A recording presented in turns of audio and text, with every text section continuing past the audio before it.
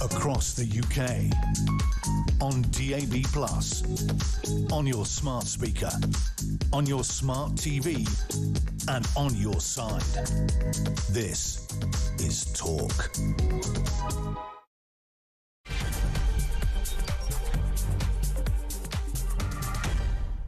Lot of tiffing going on, no doubt about that. Good afternoon. Welcome to the home of common sense. Yes. Thank you to Kevin O'Sullivan. Back tomorrow morning at 10 a.m. Looking forward to that. It's the big day today. Zelensky meets Trump in Washington. And, of course, backed by European leaders demanding NATO-style security guarantees. Russia's push for the control of Donbass and that region is still sparking fears. There's other areas afoot here as well. World leaders suggesting a Trump-Putin-Zelensky summit is the only real hope of a ceasefire. What are you making of that? Details on the way. Also this afternoon, white working-class pupils are being left behind with just 3% from low-income families making it to top universities. How many times have we been here on these kind of stories? That, of course, is in comparison to other higher rates for other ethnic minorities. Critics blame Labour's failure to address persistent inequalities. The Education Secretary promises action to raise standards. Is that worth the paper it is written on? And Shadow Justice Secretary Robert Jenrick has said the migrant hotel protests are proof the British public have snapped over illegal channel migration. Speaking at a protest in Epping, Jenrick declared enough is enough as asylum hotels spark outrage following sexual assault charges against some of the migrants inside. We'll have more on all of that and, of course, all the breaking news as well. The Trump-Zelensky stuff doesn't happen till later on in the day, our time. But we'll bring you everything you need to know in the meantime. We're live in Washington as well for the latest. Harry Cole from The Sun joining us for that. 0344 499 1000. Let me just put the question in a very blunt way. A very blunt way, but I think this probably ultimately, whatever way you want to slice this, goes to the heart of the whole thing. When you think of Ukraine, answer this. Is Putin entitled to anything? Is Putin entitled to anything? 0344 499 1000. And drop us a voice note on that as well, on the same number. It's often the quickest way to get a message across. And there is, and I think we can all agree on, there's always something odd about seeing a democratic leader of the free world, a man who hasn't invaded anyone or started any wars, Trump, pressing the flesh, grinning and backslapping a man who has invaded plenty of places, as well as a litany of other abuses, including incarceration unfairly and murder as well, if you want to throw that little inconvenience into the bag. It's a bit uncomfortable, but I kind of get it. You know, things sometimes have to be done, even if they're clunky or jaw-dropping. You have to sometimes speak to the bad guy. Remember Blair and Colonel Gaddafi urging peace in that region, shaking hands, having a hug on the way. In a complex world of geopolitics, you have to kind of clench your teeth and share a sandwich with the occasional dictatorial tyrant.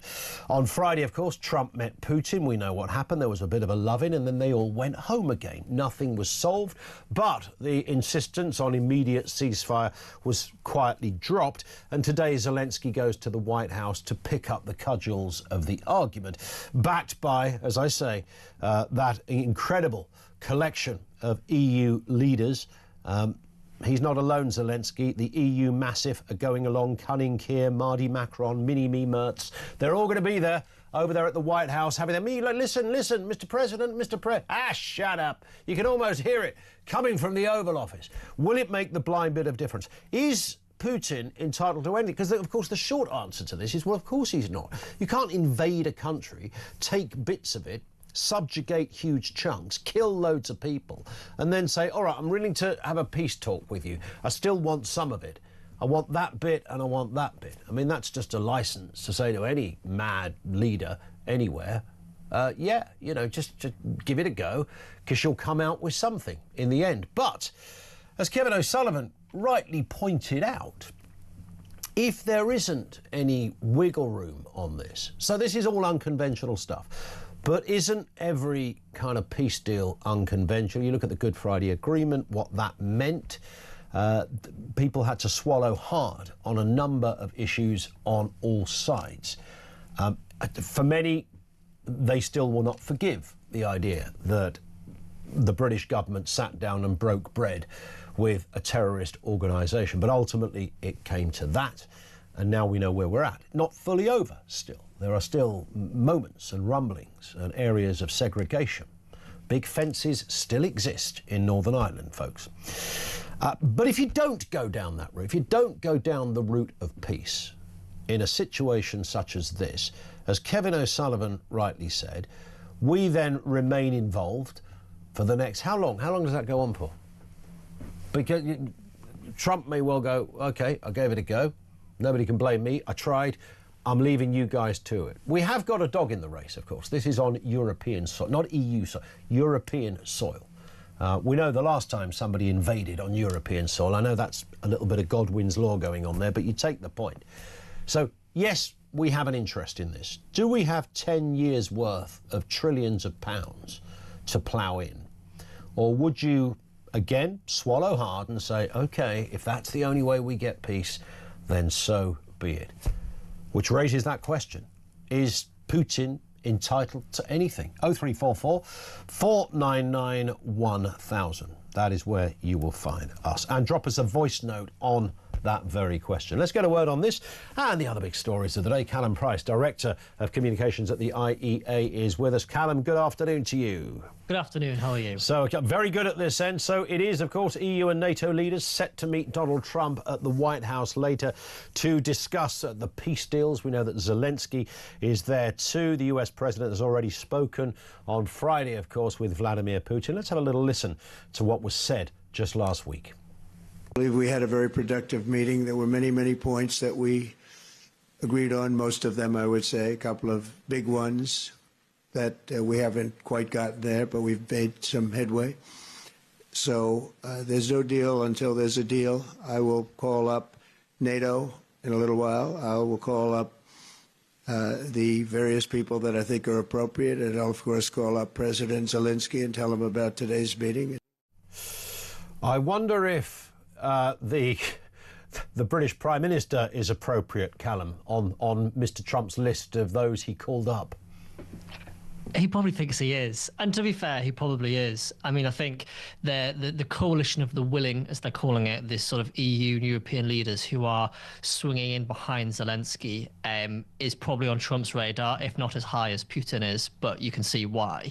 It does matter what the rest of Europe thinks, not nearly as much as I think as it matters what Trump thinks, and that is what we all wait with bated breath. What reception is Zelensky going to get in the White House today? Is it going to be better than the last time, which went pretty horrendously wrong? What difference will the other European leaders being there make? Hopefully it will prevent the repeats of the scenes we saw last time, but really this will come down to three people: Putin, Trump and Zelensky. And I think that the other European leaders, although useful, are a little bit of a side act. Yeah.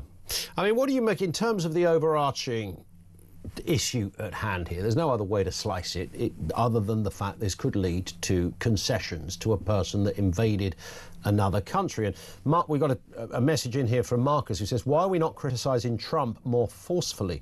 Putin is an indicted war criminal and was given red carpet treatment. The US is no longer a reliable partner with the UK or the EU. I mean, that is a view, of course.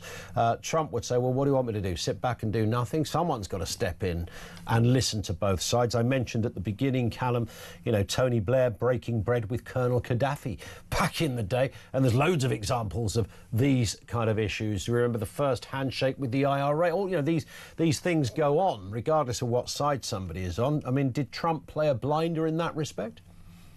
I'm not sure necessarily if blind is necessarily the right term, but it is a necessary role that he's playing. I mean, look, I entirely agree. Putin is an evil man and an indicted war criminal. Seeing him walk along the red carpet, I think Boris Johnson called it chunderous and vomit-inducing, which it was. But Boris also said, which I also agree with, that it is necessary. Somebody is going to have to step in the middle here and try and broker an agreement. Otherwise, this will go on and on and on. And it's ugly and it's messy, but it is the only alternative. We can only deal with the world that we exist in, with reality.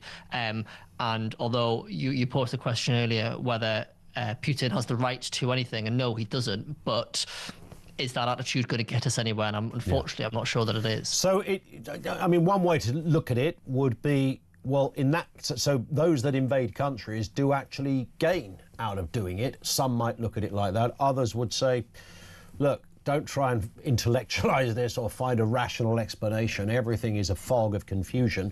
And that's how these things end up, sadly. Rightly or wrongly, that is going to be the headline in a couple of years, that Putin does retain some of what he's trying to grab. It does indeed. The only way that can be at all palatable for those on Ukraine's side is if there is some serious security agreement that Ukraine leave this with, some form of agreement whereby if Putin tries again, then NATO and the United States and us and everybody else in NATO will swing it behind Ukraine more forcefully, and that matters both to Ukraine and to other countries around the world. That if you do infringe, then if you're being particularly evil, if you're following Putin's logic, then you may get some territory, but you will get the rest of the world backs up, and hopefully that will help have a little bit of a dissuading effect. But it's by no means an ideal situation. Yeah, and one could assume now, reasonably, do you think, Callum, that Putin isn't looking for the entirety of Ukraine, but certain key regions? Well, it does. That's what he said. But the slightly worrying thing about that, or the shocking part about that, he's asking for a region that he hasn't. He's asking for territory that he hasn't been able to take militarily, and it's a region that is extremely important to Ukraine economically and as a country, in the Donbass. So he's saying, I'll stop fighting everywhere else if you siege some of your key ground here that I haven't actually been able to take with my tanks and my drones. And that will be a serious sticking point. It sounds like Crimea, obviously Zelensky in Ukraine and everybody doesn't want to give an inch, but it sounds like, at least the noises that Trump's making, that Crimea isn't going to be reclaimed by Ukraine. But the Donbass will be a particular sore point that I don't see Zelensky moving on anytime soon. Yeah, it does seem that way. We're going to continue to take calls and comments on that question on Ukraine. Is Putin entitled to anything? Let's move to this story, Callum. Migrant hotel protests, of course, continuing over the weekend. More politicians coming forward to, well, essentially join the fight against the government's soft approach on illegal immigration. Let's hear from the London Assembly member on this very issue, Susan Hall. Men all over the country are not feeling safe, and we need to let the government know there's a great swell of feeling out there where people do not want to be living next to people who we don't know who they are. They don't want to be walking the streets and having to have their husbands with them because they feel too frightened to walk along. And it's about time that people like me, this is my first demonstration ever, it's about time people like me get out on the streets and say to the government, do something about this, because it's now very, very serious. She speaks for many people, Callum. There does certainly seem to be a tipping point from what we might have seen a while back, that only a very sort of niche group of, people who identify as being, firmly and unapologetically from the right. It's kind of moved very much to the centre. Ordinary men and women, mothers, women who are concerned about safety are joining this debate now and joining these protests. It does, and that's happening across the political spectrum, across Europe as well. That actually the sort of migration crisis has got to such a point that the Overton window, the window of politically palatable and sensible thought, is moving in an anti or more controlled migration direction. And you can see why, because the numbers are so high, both legal migration and illegal migration. The numbers hitting record highs of people coming across on small boats this year, and then people feel that in their communities when they see hotels being co-opted to house migrants, and that is, people need to feel safe in their communities, and if they don't, then they rightly will get their backs up about that. But also, people want to feel, when it comes to immigration, I think that the sense of control matters more than anything else. People want to feel like our borders are being secured and are being controlled, and people aren't necessarily always anti-immigration in and of itself. But if it feels like the borders have been opened either legally in the EU or illegally through the small boats crossings, people lose that sense of control, think they are losing safety and a sense of community in the places in which they live, and concerns rise up the agenda. And you're right that these concerns are now internationally accepted mainstream opinion rather than just fringe right-wing groups. Absolutely spot on. Callum, stay with us. Callum Price, Director of Communications at the IEA. We'll take some calls and comments from you. You can message 87222 or you can call, leave a voice note here as well, 0344 499 1000. That question, Ukraine. Is Putin entitled to anything? Thoughts on that? Back with more from Callum and from you coming next.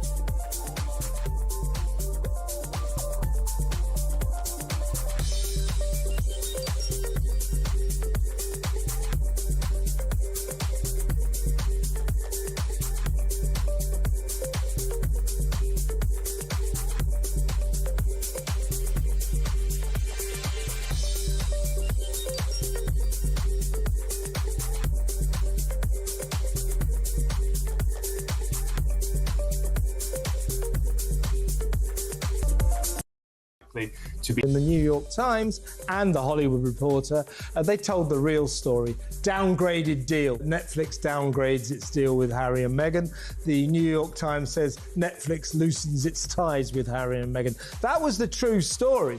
What this is, I mean, you know, it's almost like you or me. You know, if we've got an idea, go to Netflix, and if they like it, they'll make it. So, as I said in my monologue, there may be a small retainer involved. But essentially, what this adds up to is Harry and Meghan have just lost $20 million a year.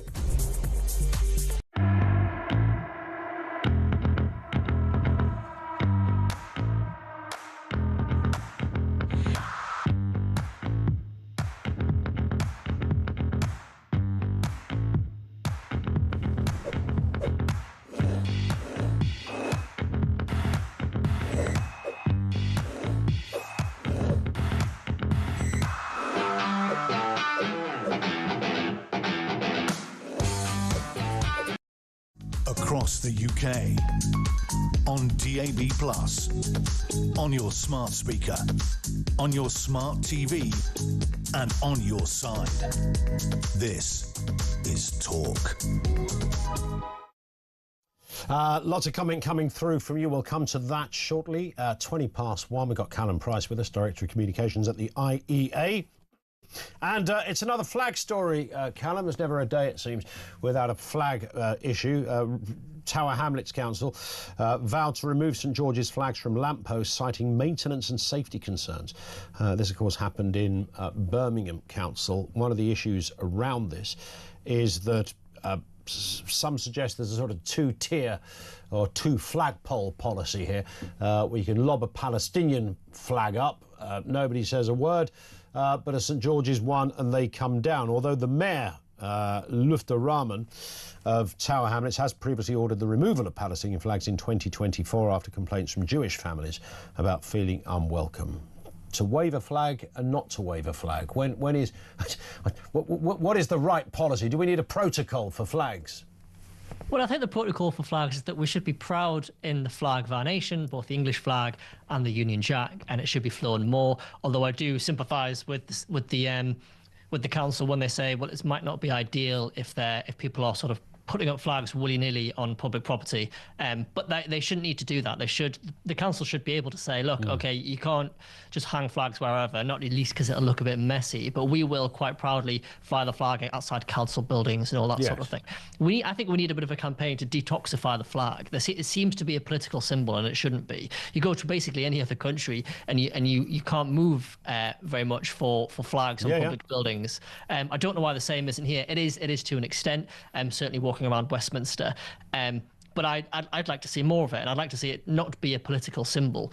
But the way to do that is from both sides of this sort of argument, doing something a little bit different. So not using it as an aggressive, stick it up everywhere in a sort of protest movement, but also the councils and government buildings need to just be putting them up more prominently, more proudly. Yeah, and not be... I think that's true, isn't it? And you're right. I mean, you can't just stick a flag up anywhere because for no, you know, my OCD would be going off the scale if I just thought there was loads of flags all knocking around and half hanging. And, you know, if you want to put a flag up, firstly, buy a flag pole. That would be my number one rule. It would have to be in a place. So I want to see more flags. I want to see flags in prominent positions. But just, you know, lobbing one up with blue tack on W.H. Smith's front window probably doesn't look very good. But then there's also a sense that, as you know, the two-tier sort of allegation that there are Birmingham Council, you know, lit up their, I think, the library with huge illuminations to celebrate Pakistani Independence Day. Where at the same time, a fella got a 20 quid fine for having a flag hang out of his car or something like that.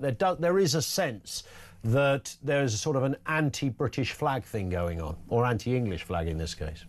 There definitely is, and then that in itself perpetuates sort of people wanting to use the flag in more aggressive and more protest-linked ways. Whereas actually, it shouldn't be a problem. We should be able to fly our national flag and be proud of it. You know, it doesn't necessarily mean you are a slave to the state or that you think that Britain's history is absolutely perfect and nothing ever bad happened. But it means that, you know, this is the country you live in, and you clearly benefit from this country. And those of us who grow up here and choose to stay here enjoy being here. So that's probably a bit of a good thing. The two-tier aspect is the problem here. If it takes ages to get some Palestinian flags down, or if you're lighting up public buildings in flags of other countries and then at the same time removing flags of your own, then people have a right to raise questions about that. And I think that perpetuates the problem rather than solving it. Yeah, fair point.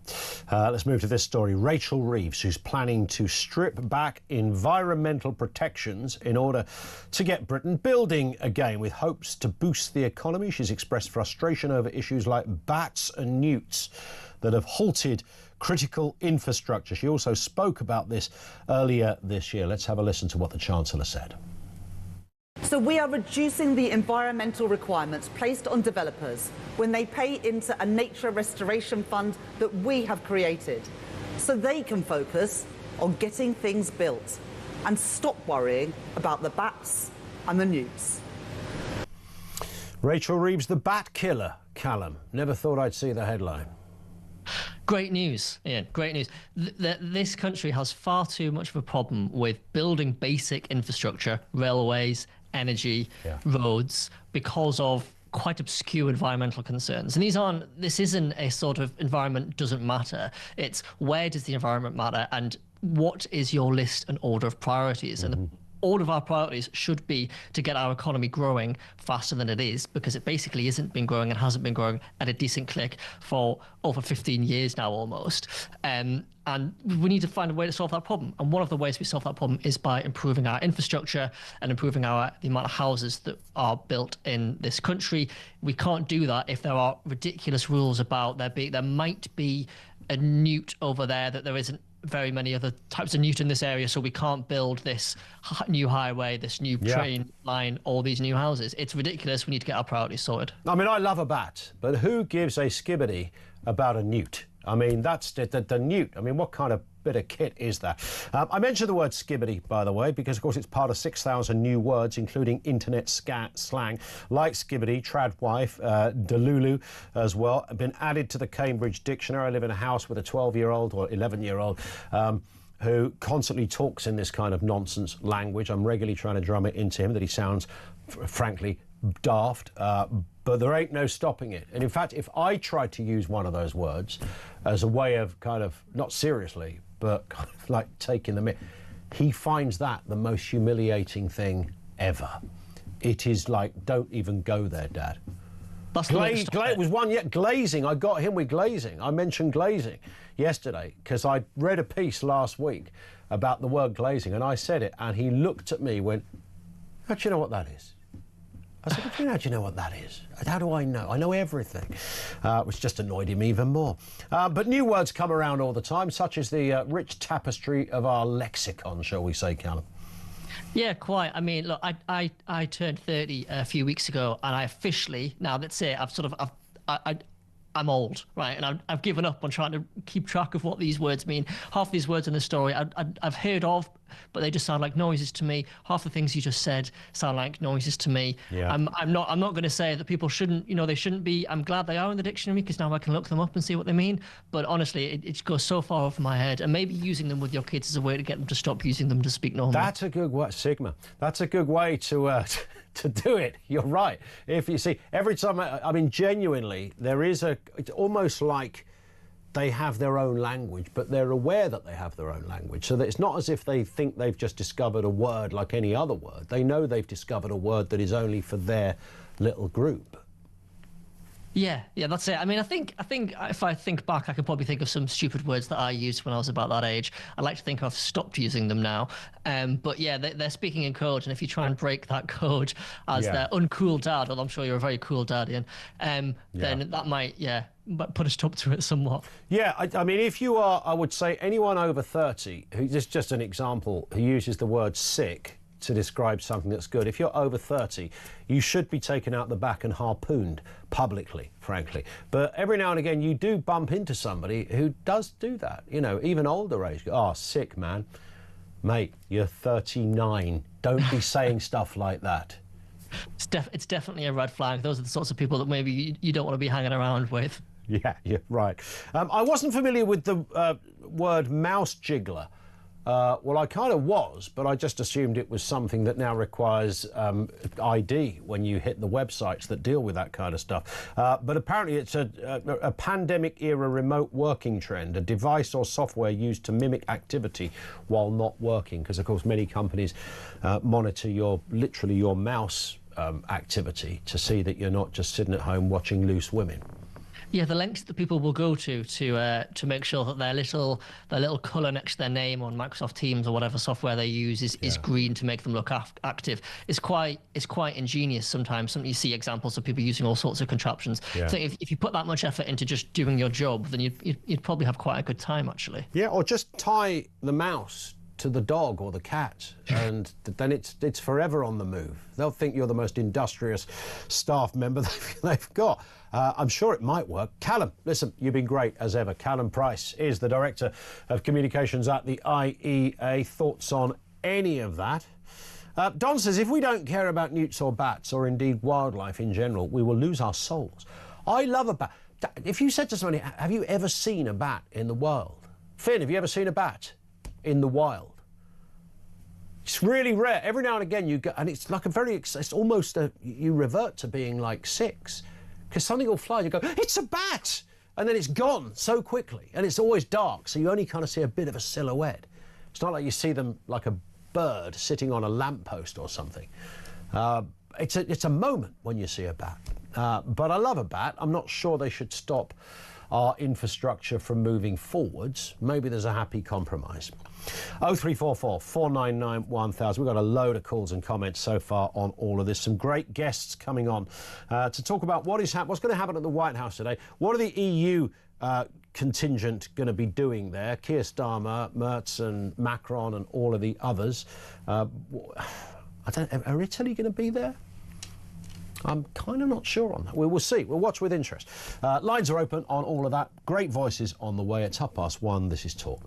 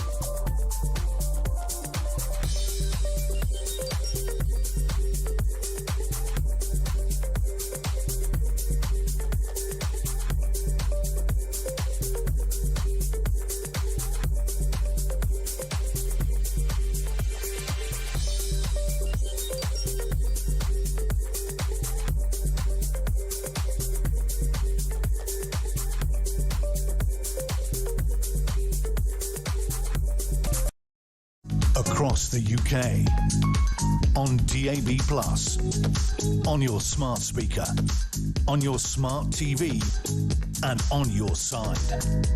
This is Talk.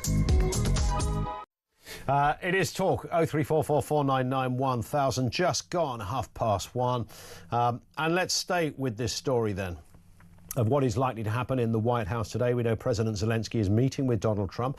There's going to be 7 European leaders there as well to discuss ending the Ukraine war. This comes after the US president met Putin, of course. It was Friday night, it was red carpet, it was tarmac, it was Alaska restoring relations with Russia, but failing to arrange a ceasefire. Let's have a reminder of what the president said.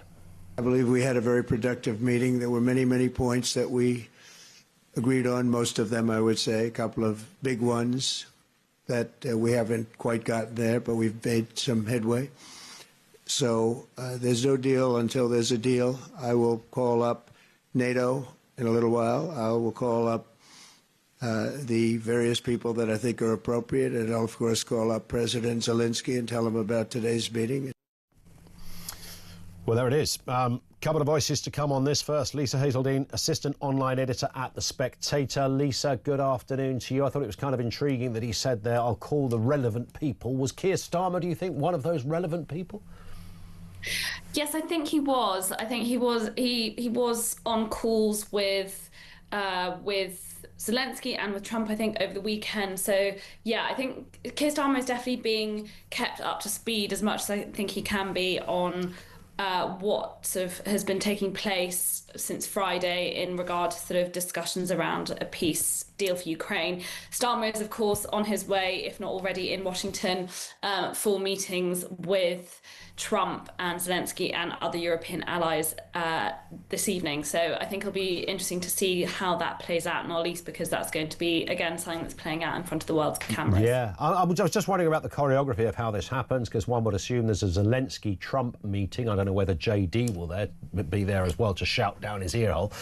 Maybe he will be. But nonetheless, they'll have a meeting, and then I assume Trump will have a meeting, with the EU leaders, and then they'll all have a meeting together. I mean, there's a lot of meetings going on here. Or how do we imagine this is sort of going to work with the sort of information we might have on this so far, Lisa?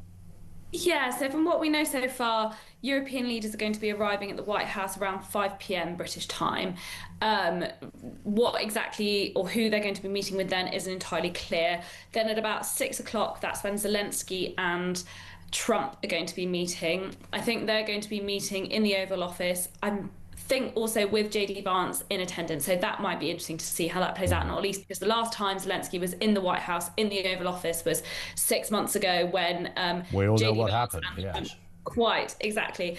And then so once that is done, I think towards sort of 7:30, there's going to be a sort of a photograph of all of the leaders, European leaders, Trump, Zelensky, and then at about 8 o'clock, they're all going in for another big meeting. So yeah, there's a lot of different combinations of people meeting this afternoon. From what we can sort of extrapolate so far, Lisa, it seems that clearly Mr. Putin must have said something on the lines of, yeah, I'm all for a bit of peace, but I want that bit, and maybe even that bit, and then I'll leg it for the hills. You won't hear from me again. We can do our mineral deals and whatever. Zelensky is saying, sorry, there's no that bit, and that bit. And the EU leaders are also likely to say there is no that bit, that bit. Trump is kind of in the middle going, well, I think, the only way you're going to make this work, guys, is for there to be a bit of concession. And of course, the EU and Zelensky will say, you don't make concessions to someone who's invaded a country. And that's the kind of Gordian knot of the piece, isn't it? Yeah, absolutely. I think you summarised it very well, Ian. I think also what is important to bear in mind in really how Trump has been dealing with all of this is that really he's been he's been motivated very much by sort of his own self-interest in sorting this deal out. I think that's been quite clear from how fast and aggressively he's been trying to push getting a deal over the line, the fact that he's been very willing to hear out and in fact make noise around conceding to Putin's quite maximalist demands around land, around allowing Ukraine into NATO. And I think also, yeah, clearly there's been a lot of chat as well around whether or not Trump has a Nobel Peace Prize in his sights. So I think it's important to bear in mind that when Trump is dealing with all this, I don't think you can really say that he's doing this with Ukraine's best interests in mind. We're going to watch with interest. Lisa, thank you very much indeed for your time. Lisa Hazeldine, who's the assistant online editor at The Spectator. Let's get a word with Jennifer Ewing, spokesperson for Republicans overseas. Nice to have you with us, Jennifer. No one's ever saying this kind of thing is easy. Of course it isn't. By definition, it's massively controversial. But is Putin entitled to anything with all of this, Jennifer? Good afternoon to you. Hi, how are you? Well, I think what he is entitled to is a seat at the table with Zelensky, because at the end of the day, this is a Ukraine-Russia war, and those are the two men that need to make the decision with regards to what happens. That's why you heard the President Trump say over the weekend, of course he wasn't, making any decisions with regards to land or territory, because that's Ukraine's decision to make. So yes, Putin absolutely needs to have a seat at the table. There is a feeling, sorry to interject, Jennifer, there is a sense that Mr. Trump does there's a sense that he is in agreement that a concession of some kind is the only way this is going to be solved. Well, you're absolutely right. Concessions on both sides will need to take place. That's what a negotiation is. Otherwise, if it's just one side making concessions, to surrender. So, yeah. But some would say, what has Zelensky got to make a concession for? His country's been invaded. Well, exactly. His country has been invaded. And I think if it were not for the United States, it would have probably been invaded even more. So the fact that the United States has said they want to step away from this, and it's a European war, and all President Trump is trying to do here is, mediate peace, right? We are the mediator. This is not a U.S. war, it's a Russia-Ukrainian war. This is the closest we've been to peace in 3.5 years. The fact that, we're 48 hours since that, the Anchorage meeting, and already we have the European leaders flying out and Zelensky flying out. I think if they can discuss, that's where the European leaders were invited by President Trump to, of course, to discuss some of this security guarantees. So I heard that Trump, even if things go well, of course, they have to go well over the next few days, he'd like to have the trilateral meeting with President Putin and President Zelensky in the next week or so. Is there I mean, who knows, with international diplomacy at this kind of level, it doesn't really get any bigger. The stakes are very high. I don't know, is there something that, it's all very well saying we'll give that region away to Putin. Objectively, if you're an outsider, it's easy to say that. And of course, Zelensky's answer will be, well, it's not just a region, there's people live there as well. I'd be handing over part of my population to another country. So, I mean, that when you look at it like that, it's almost impossible, isn't it? Well, I mean, what's the option? To allow another year and a half of hundreds of thousands of Ukrainian and Russian men and women dying? I mean, Russia has gained some territory recently. So I think this idea that perhaps people had back in 2022 is that Ukraine could win, what does winning look like? No one was ever, able to define that. So President Trump ran as a president of peace. He does not want, these wars to just continue on. He's already basically been involved in 5 peace conflicts over the last, 200 days that he's been, in office. And a lot of that comes down to he's doing it with trade negotiations. It's Ronald Reagan's old saying of peace through strength.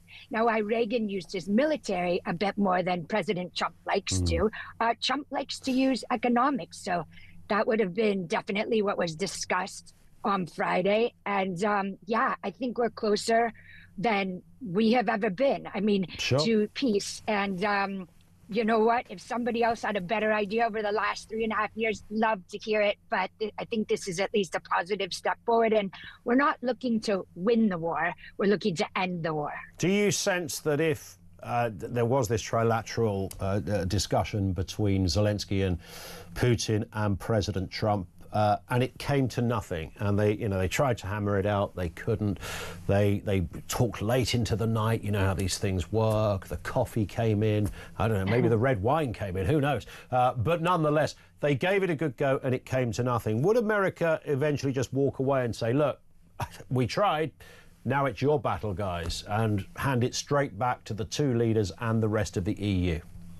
Yeah, that's a great question. I don't, America, Trump was elected, like I said, on ending some of these wars. So he certainly does not have a mandate for this to continue, for the blank checks to continue, that sort of thing. We have enough problems at home.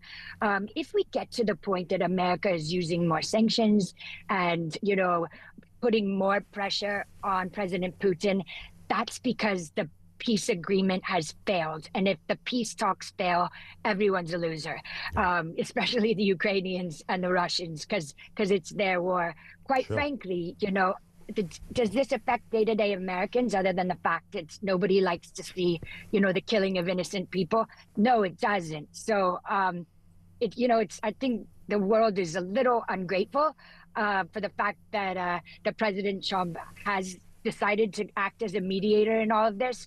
I don't know any other world leader that could get Putin to fly to their country and, have a bilateral meeting, because that's not happened in the last 3.5 years, has it? Yeah, well, indeed. And the thought of Sleepy Joe, or the horror of all horrors, Kamala Harris trying to conjure this thing up, is the stuff of nightmares.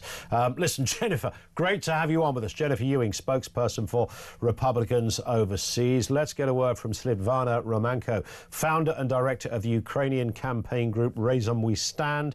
Good afternoon to you. Nice to have you with us. I'm going to take a guess here, but I would assume from a Ukrainian point of view, the word concession, when it comes to territory, has no part in this discussion. Would that be fair?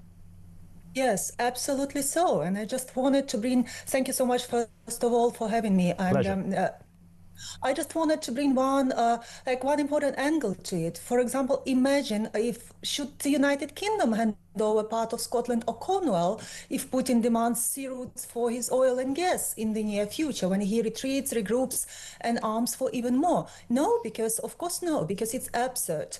Up to international law, to the citizens' beliefs, to everything, what is used to be territorial integrity and sovereignty.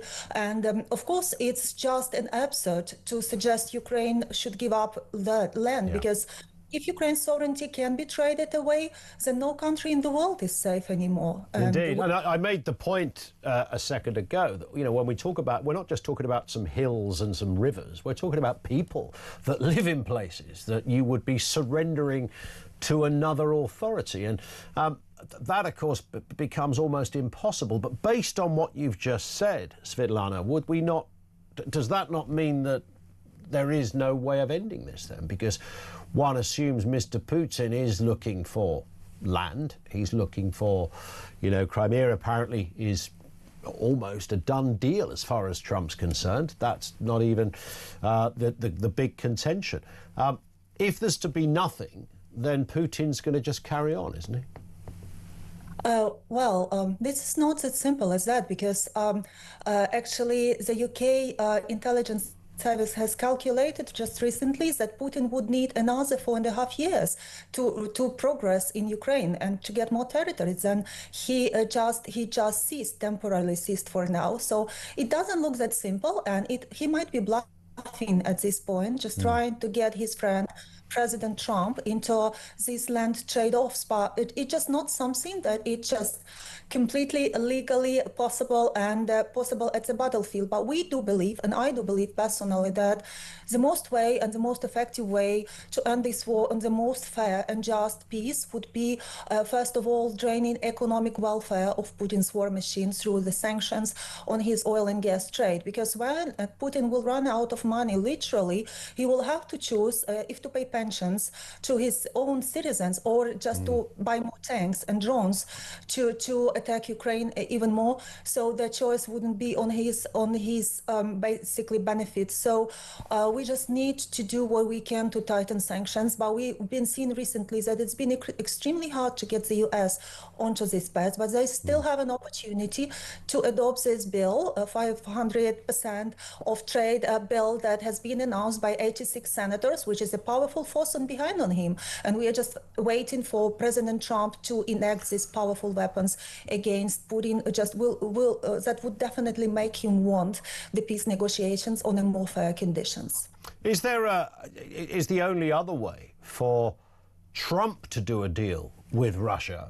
I mean, there are many sanctions already on the Russians, so Trump could ease those, invite Putin into a financially beneficial deal on account of him pulling out all of his troops and efforts in subjugating Ukraine. And then maybe Trump and Zelensky can hammer out some kind of agreement so that there is an appeasing in some respects of Putin, but it's not an appeasement that has happened directly from Zelensky or the Ukrainian people.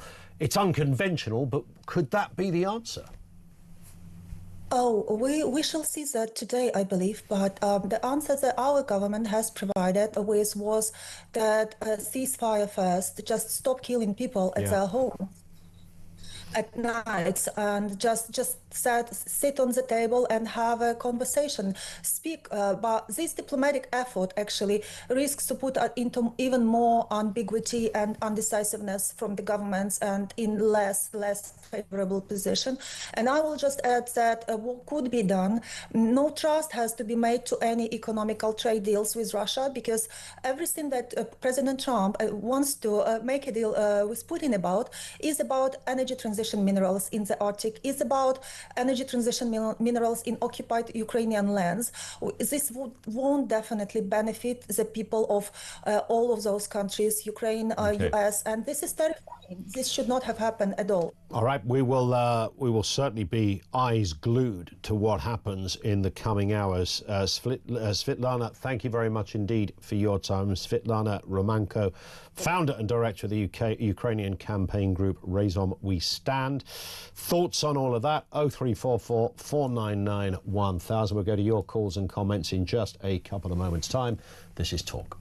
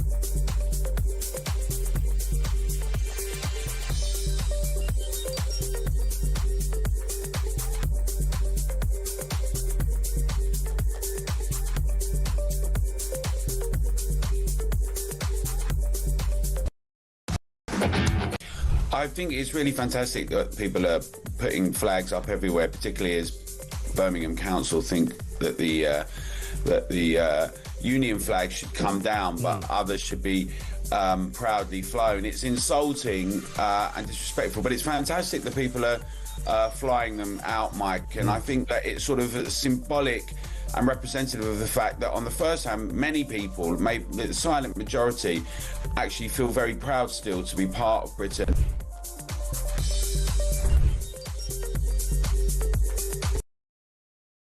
Across the UK, on DAB+, on your smart speaker, on your smart TV, and on your side. This is Talk. Ian's enjoying the show. Says, what happened to the US, Russia and Britain guarantee when Ukraine surrendered its nukes? good point. Sarah on this, Putin isn't entitled to anything, but he thinks he is and won't leave empty-handed. Compromise is in the eye of the beholder, says Sarah in West Sussex. Yeah, and there's the tricky bit, isn't it? How do you solve that?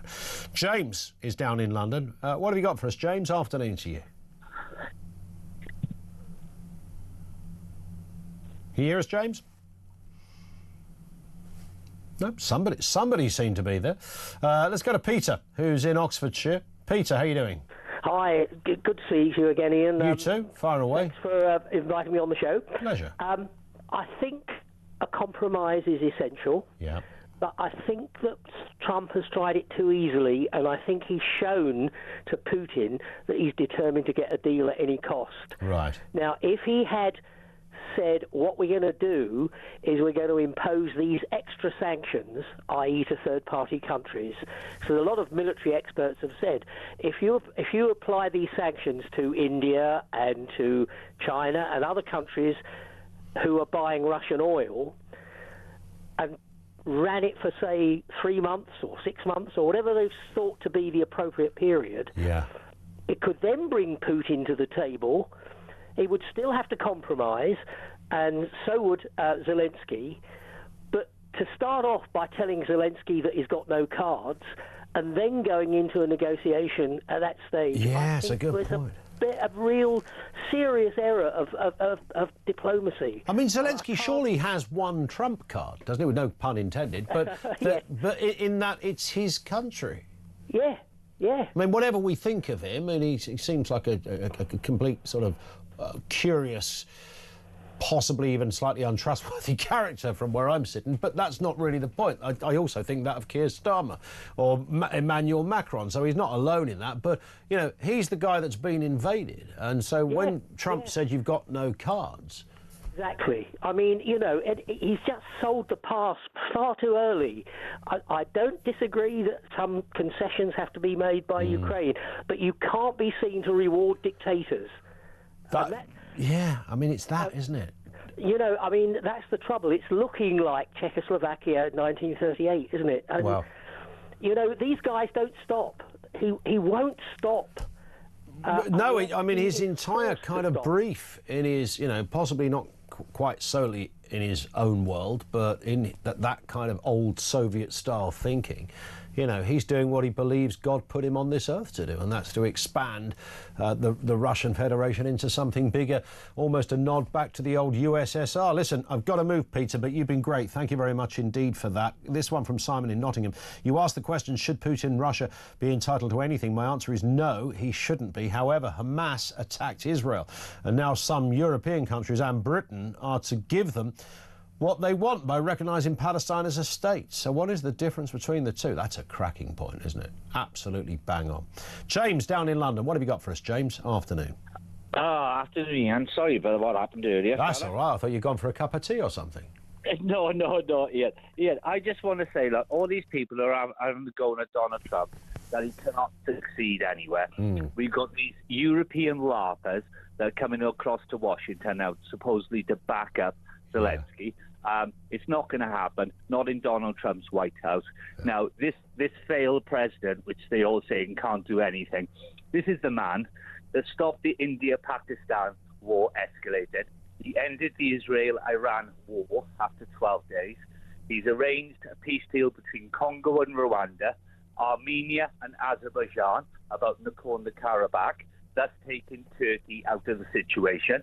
We've also got the Thailand-Cambodia issue. I can hear a lot of people going, you're being very generous here. I mean, I don't know whether he solved the war between Iran and Israel, but he certainly stepped in. He ended the sorties within it. He stopped it from escalating. Yeah, maybe. He stopped Thailand-Cambodia in its tracks. Now, also, what we've got to think about here on the Russian side of it, they are never, ever going to hand over Crimea.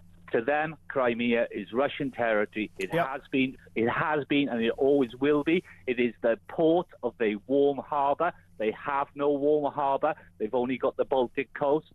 So President Trump has to negotiate. There has to be some sort of willing on both sides. I know Russia was the aggressor, but unfortunately, the way the land stands today, You are going to have to negotiate, and the man that we need to negotiate is Donald J. Trump, not these European larpers that can't even sort out their own borders. We've got a man in the White House that knows what he's doing. He's got the respect of the world. He's done peace deals. He knows what he's doing. There it is. It's a great endorsement, James. Thank you very much indeed. That is a view that many people have. What James has just articulated is shared by many. I mean, I don't think Donald Trump is quite as good as all of that, personally.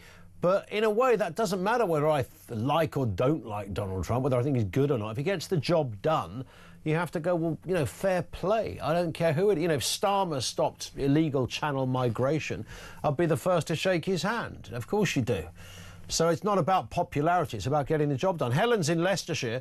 In fact, we'll come back to Helen in just a second. Let me do some more comments here. Chris says the Union flag is the flag of Britain and St George is for England, as you know, but we're feeling pushed out of our own country, hence flying the flag. If people don't like this, they can always leave. Leave. At present, the Union flag should fly upside down as a sign of the country has been taken over. Sad, sad days. I guess, yeah, and I get what you're saying, Chris, completely. Is it about, however, that some flags are just being lobbed up anywhere, like sellotaped to a post box or stuck on the front window of Primark, rather than up a nice pole, beautifully waving in the wind, as it were. Helen's in Leicestershire on that issue of bats. Helen, how are you doing? Yes, I'm doing very well, thanks. How are you, Ian? Very good, thanks. Yeah, fire away. Good. Great show as always. You're very skilled at what you do. Amazing, aren't I? To you. Yeah. Yeah, anyway, no, I thought I'd just bring a positive note into proceedings, as there's so much doom and gloom. Yeah, well, we mentioned bats, didn't we? Yes, bats. Now, I live sort of on a housing estate, but it does back onto a country park. And pretty much every evening in the summer, I get a display of bats. And they zoom around the garden, six or seven. They like the zoomies, don't they, your bat? Yeah, and they're absolutely fantastic. They're one of the great joys of my life. I look out for them, and they sort of dive bomb you, checking out whether you're something that can be eaten or They not. want to eat you, Helen. You've been hoodwinked into believing that they're your friend, and you're the bat lady of Leicestershire. I am the bat lady. And then I'll be reading in the papers of bat lady, you know, attacked by a flock of bats. These are vampires. Have you never seen Dracula? Well, actually, I once went on holiday to South America and had the joy of seeing many vampire bats, and they were really scary. Yeah, you want to swerve those beasts. These little pipistrelles, I think they are. I love a pipistrelle. They put on this display in sort of when it gets dusk, and they are beautiful. Like the Cirque du Soleil of the bat world, aren't they? Up and down they go, double piking all over the skies. They love it. Listen, Helen, I'm so pleased you called to tell us about the existence and the beauty of the bat, because they could be in danger, thanks to Rachel Reeves, who's going, sod the bats, let's just build some houses. Good old boomerang, Rach, she never stops. Back with more comment from you coming on the other side of the news at 2, which is next.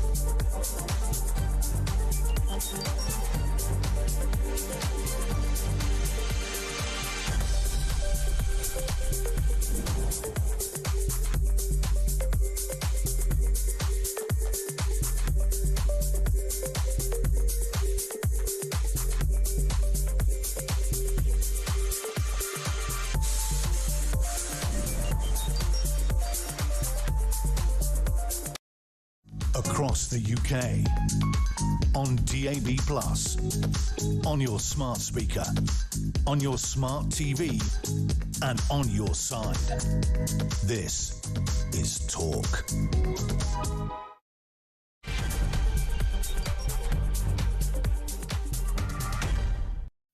Yeah, good afternoon. Welcome back. It is the home of common sense. You're very welcome. We've got a ton of stuff to try and get through here. Of course, we are focusing, naturally, Zelensky meeting Trump in Washington later. He's backed by European leaders demanding NATO-style security guarantees.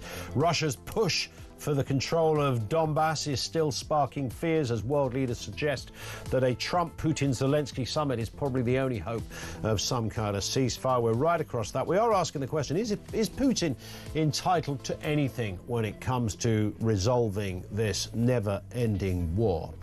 Also this afternoon, talking of wars, flag wars. We're always in one of those as councils tear down St George's flags, sparking fury nationwide. In Tower Hamlets, the pro-Palestinian leader Lufta Rahman removes England flags while campaigners defy bans, painting roundabouts and raising flags in protest.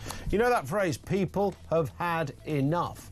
That's the territory we are absolutely in right now. You're going to see more of this.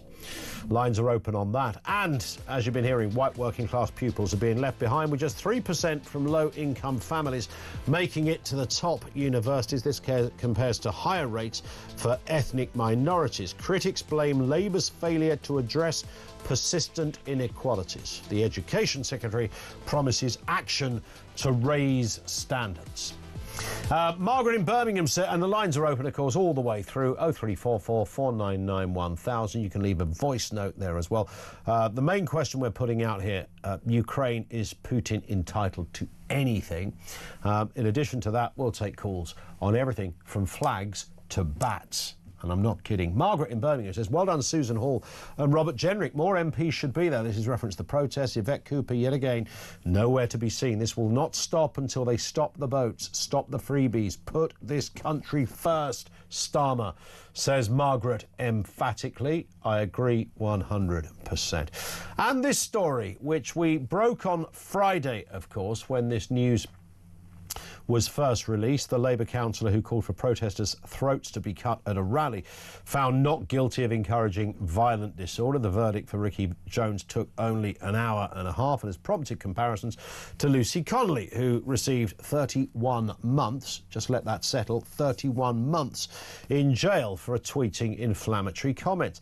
Let's get a word on this from Connor Tomlinson, contributor for Courage Media. Connor, always good to get your views on these things. It's a horrendous comparison that we've got going on here. I know there are legal arguments that say, well, there is no real equivalence in law here because the two cases were very different. One was a jury trial, one wasn't. One was a non-guilty plea, one wasn't. It nonetheless, whatever is behind that, whatever the rights and wrongs of that, it does throw up in bright, illuminated, factual imagery for all of us to see a very different outcome to two very similar events.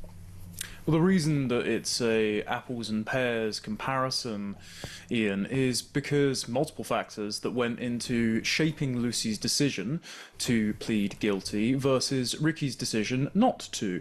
We'll set aside the fact that jury trials themselves have had the shadow of doubt cast over them for the last couple of decades, at least. Think back to the O.J. Simpson trial, for example, where racial grievances within and without the courtroom actually influenced the outcome, or the Derek Chauvin trial, where one member of the jury was actually found to have gone on a 2020 Black Lives Matter march with a Martin Luther King t-shirt on. So political features, especially in the age of social media and the permanent news cycle, could contaminate juries. We're not saying this one specifically, but they can. Setting that aside, there are multiple factors here. First of all, Lucy Connolly was denied bail. Ricky Jones was given bail. Lucy Connolly, like many other people involved in the protests and making social media posts after the atrocious massacre in Southport, were given bad public-funded legal advice, and this is according to Toby Young of the Free Speech Union, where they were told effectively, because you've been denied bail, because Keir Starmer got up on television and said, you know, make no mistake, there will be arrests, there will be charges, and there will be convictions.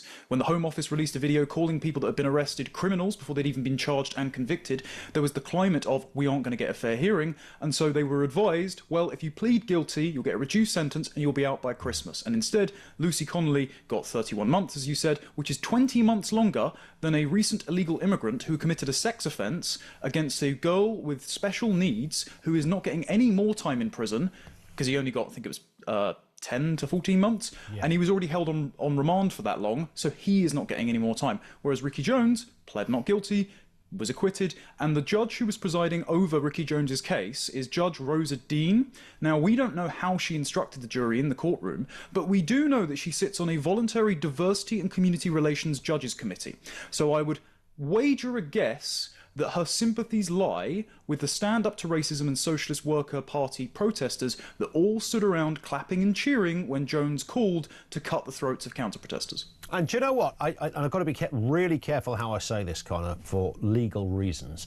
But I'll give it a good go and take the consequences if they come my way.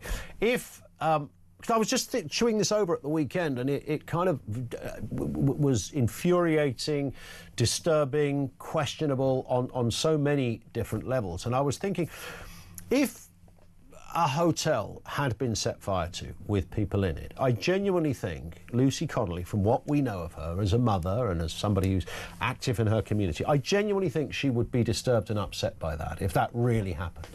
If a group of people who are so-called right-wing had their throats cut in the streets, I'm not absolutely sure, let's put it this way, some people similar to Ricky Jones, I think they'd be all right with that. And I only raise that comparison because this is meant to be about whether, or in part, about whether somebody really meant it. You know, when he went to court, did he really... The jury were asked to consider, was he trying to, you know, provoke some kind of violence? Was Lucy Connolly trying to incite some kind of violence, etc.? And by the way, I don't believe either of them should be in jail, but that's a separate point about speech and all the rest of it. However, I don't think she did, and I do think that there was more probability that what he said could result in violence. I think you're right, and I think there are grounds to argue, as you said, people would be apathetic if a bunch of, quote, Nazi fascists had their throats cut, because the prevailing morality since the Second World War of the liberal international order is that Nazism and fascism are evil. Now, we overuse those terms these days because literally everyone, including Sydney Sweeney, Donald Trump and PewDiePie, are called Nazis for very innocuous things, and so the definition has been stretched. But we have as our sort of founding mythology of all of our international institutions the righteousness of defeating and, in battle, killing Nazis. So people have an immune system built up to suffering inflicted on people who are Nazis, probably why the crowd was clapping and cheering, because they had been misled to believe that hundreds of far-right protesters, another code word for Nazi, are just waiting in the wings even though they never materialised. As far as the differing claims of an incitement to violence, according to the First Amendment standard, the most robust free speech protection in the West, in America, Lucy's tweet would not meet the Brandenburg test because it is not an imminent and credible incitement to violence, whereas Ricky Jones's actually would. There was a crowd capable around him of carrying out acts of violence encouraged by him. He at least gestured to a set group of people that he was slandering as Nazi fascists, and he drew his finger across his throat. I don't think that that was an unambiguous gesture, let's put it that way.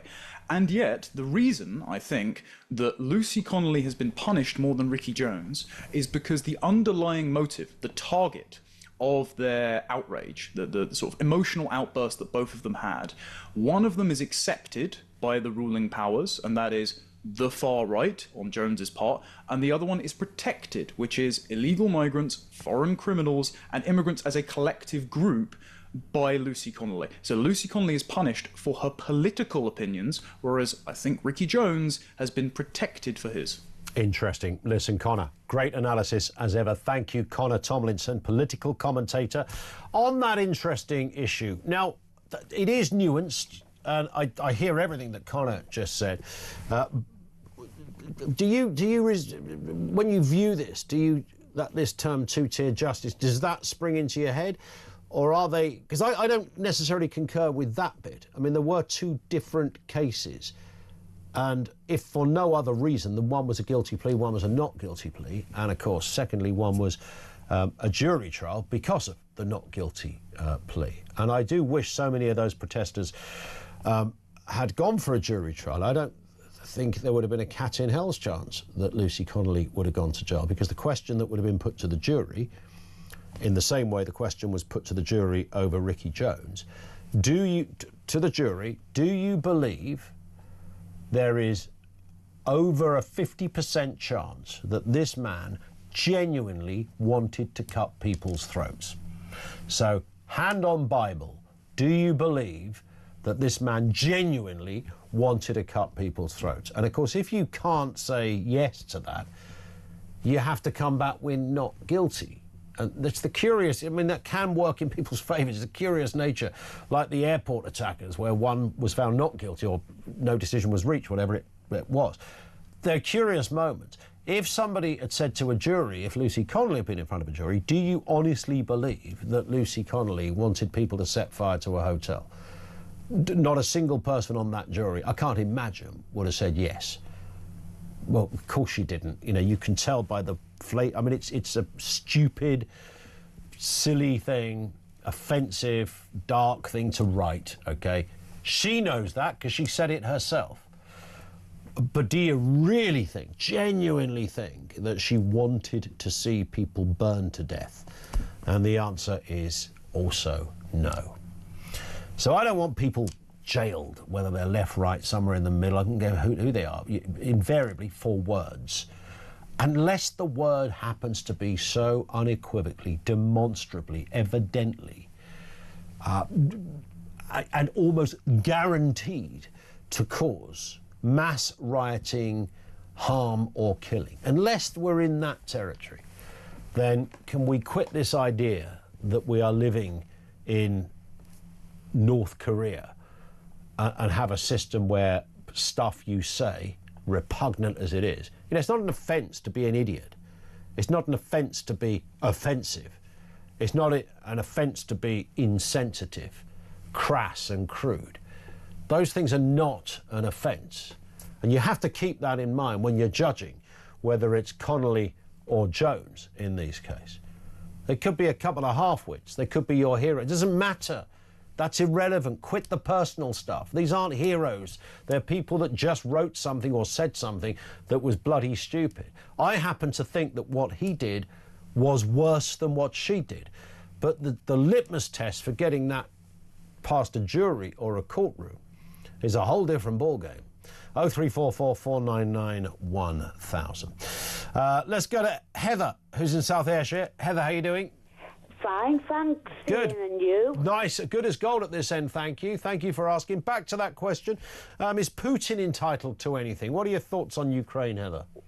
My thoughts on Ukraine is we can't keep on affording to pay for Ukraine for weapons and for money, because we are running out of cash ourselves, and we are on borrowed money at the moment. Sure. And the way this country is going and paying for the migrants as well, it's costing billions in that as well alone.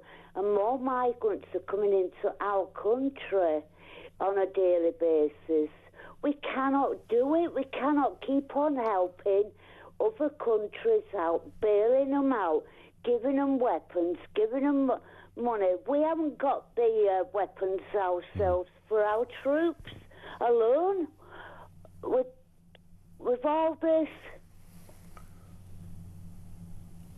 what the hell are we going to do then? Well, that's a very good point. I mean, and Kevin O'Sullivan, Heather, made this point before. You know, if you...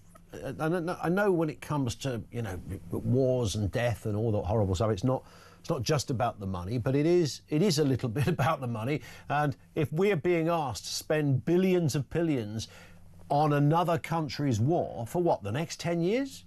It's ridiculous. It's absolutely lunatic. And we're bankrupt, by the way. We haven't got any money. It's absolutely insane, all this. It is. It's pure insanity on this government's behalf. for the next 10 years. By then, when the next general election, they might be elected out of the government, and reform will be elected in.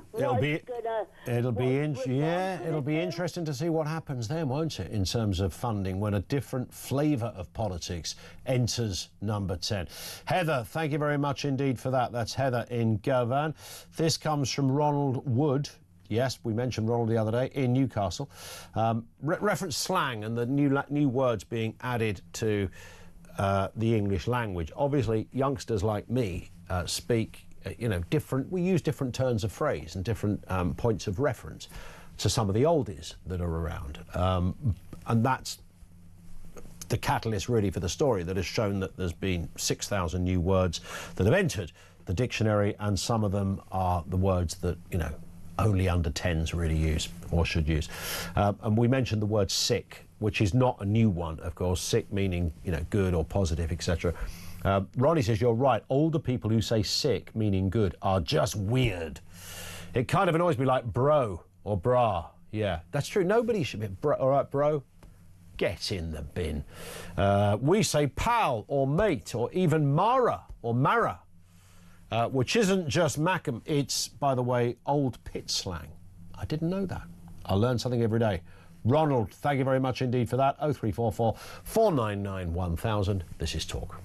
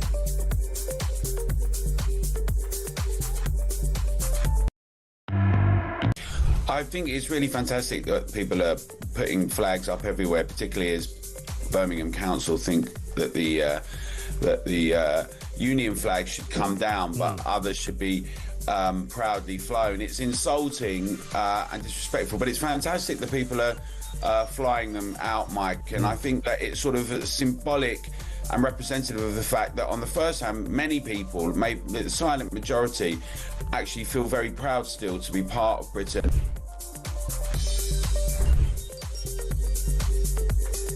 Those individuals in hotels come from nationalities disproportionately likely to be convicted of sexual offences. I also think the way the police have been handling this situation, especially in Canary Wharf, where a lady was arrested as well for, of course, voicing legitimate concerns about what was going on in her neighbourhood. I think there's a real sense that the powers that be just haven't quite clocked on that the British public are now very aware that this is something that doesn't just pose threats around the margins and is something that's remote from them. In the New York Times and the Hollywood Reporter, they told the real story. Downgraded deal. Netflix downgrades its deal with Harry and Meghan. The New York Times says Netflix loosens its ties with Harry and Meghan. That was the true story. What this is, I mean, it's almost like you or me. If we've got an idea, go to Netflix, and if they like it, they'll make it. So as I said in my monologue, there may be a small retainer involved, but essentially what this adds up to is Harry and Meghan have just lost $20 million a year.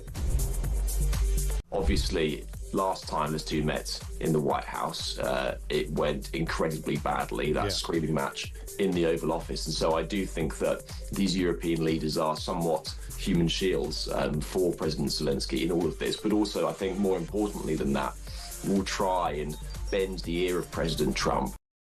across the UK, on DAB+, on your smart speaker, on your smart TV, and on your side. This is Talk.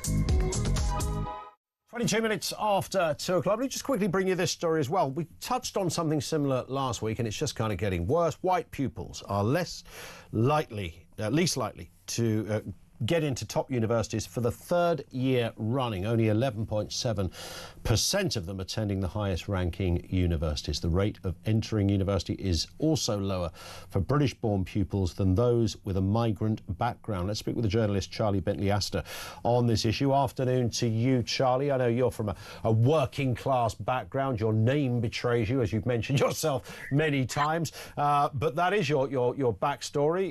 You know, you managed to do all right and get into a good university, but that seems to be a very, very tricky thing to do in an era where it should be getting easier. Not easier, but it should be more given that no other group would be, I don't know, marked out like young, white, working class kids. It's that your background wouldn't matter in these things. It wouldn't matter. Yeah. Went to a state school or one of the best private schools. If you were bright enough, you'd get in, but that isn't the case anymore. We have only 3% of working class kids end up going to a top university like Oxbridge. There's part of this is a skewing of the definition of working class in these places, giving the perception of there being more working class people than they are. It's mainly middle class people LARPing as working class. But this is a very complicated subject because there's no one answer to this. On the surface, it just sort of looks like white kids are getting discriminated against, and that is certainly the case when it comes to sort of affirmative action in relation to university places and particularly scholarships. So if you look at the top universities, almost all of the scholarships are for people of a minority ethnic background. Never mind they're the global majority, but there's almost no scholarships, bursaries for young people, which has a particular impact on working class kids. Sure. Who the price of going is an intimidating factor. If you're someone like me who had to borrow absolutely everything to go, and it's not enough, I had to beg and plead for bursaries in order to get through, to eat, because they just expect your family to sort of close the gap, which again, if you're from a middle class background where you've got both parents, you know, still living in the same household, there might be an extra bit of cash floating around and your parents can, you know, bung you an extra 50 quid or whatever. If you're from a working class background, it's just impossible. So there's certainly students are being discriminated along these racial lines when it comes to these bursaries, but the knock-on effect, the class is more important, and the family makeup. So we know that white working kids are the worst, particularly boys, when it comes to being able to get a place. And the only group below them are sort of gypsy, Roma kids. You can sort of say, well, the lack of a constant education is going to be a big factor in that, as well as sort of relationship to the establishment. But the only group, the group above white working class boys is black Afro-Caribbean. Yeah. Working boys. So there is more than anything. I mean, obviously there's the white element of the story is clearly relevant, as it would be if we were discussing any other background of somebody.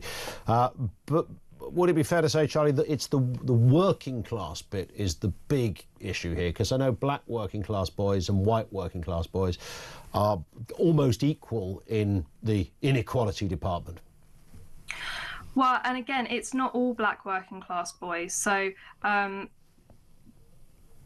black working class boys, if they're from a stable household, both parents tend to perform almost as well as white working class girls and Asian children. It's particularly Afro-Caribbean youths. They have a higher rate of fatherlessness, and this is very significant when it comes to aspiration, when it comes to role models, particularly because schools are still very female dominant when it comes to the teaching staff. It's crucial for boys to have an outlet that's not simply, sit down at a desk. Being able to excel in something physical often is a precursor to then being inspired to sit down and look at your books. Indeed. And just in 20 seconds, if we can, Charlie, the Education Secretary promises to raise standards. Can this be done? Do you believe it? No, I actually think we've got too many people going to university as a result of standards being lowered. Obviously, the tariffs are getting higher and higher as they're trying to keep people out because they've not got enough spaces. But fundamentally, you look at sort of the caliber of people able to get in these days is much lower than back in the 80s. And as a result, this has just become a money-making scheme, really, where basically immigrants are getting most of the places now because they pay twice as much. So it's a very broken in many different ways at the moment. Charlie, always great to gauge your views. Thank you, Charlie Bentley Astor, the journalist and commentator with us on the programme. Let's go back to your calls on that issue of Ukraine. They are meeting, I think, as we speak, Trump, Zelensky and several EU leaders, as well as the head of NATO, Mark Rutte, is there. Macron, Italian Prime Minister Giorgia Meloni, the German Chancellor, Finnish President, and European Commission President as well, Ursula von der Leyen, along with Keir Starmer. Let's go to Ian in Bridgend on Ukraine. What are you making of this, Ian? Good afternoon. Hello, Ian. Pleasure to speak to you. Hope and you too. Well, yeah, good. Thank you. Yeah, just ringing in about Zelensky. First off, it'd be interesting to see if he turns up in a suit as had ordered. Apparently, he won't wear a suit, will he, until the war's over or something? Have I got that right? Well, I don't know. It's all part of the bluff, but I think he's been ordered by the White House this time, hasn't he? Has he? Yes, he's talking to the big boys. Apparently, that's the case. I noticed there was some grade A trolling by Sergei Lavrov the other day as well. He turned up with a CCCP shirt on, wasn't it? And I think Rubio fancies him, but they've all been sold out. Good point. I thought it was excellent to see Putin, Trump, and their business team sat down talking like grown-ups about this situation. Here in the West, that's all we hear is negative all the time. But at least now the grown-ups are sit down, sorting it out. And I think it's putting the EU in a place as well. They come out with all this nonsense about sanctions. We've got to do this, got to do that. But at the end of the day, they're toothless. So they just need to grow up, look at the situation. Let's stop all the killing. Stop all the killing. It's as simple as that. I know it's not, the solution isn't as simple, but the headline certainly is. Charlie, thank you very much. Ian, sorry. Thank you very much indeed for that. Ian in Bridgend. Apparently Zelensky will wear a suit-style jacket during his meeting with President Trump. Of course, after they had that but he will not wear a tie, according to sources. We'll have more on that. We're going to cross live to Washington in a couple of moments. Harry Cole from The Sun is going to be with us to give us a more of a lowdown as to what might be happening over there in the White House. 2:30 now. This is Talk.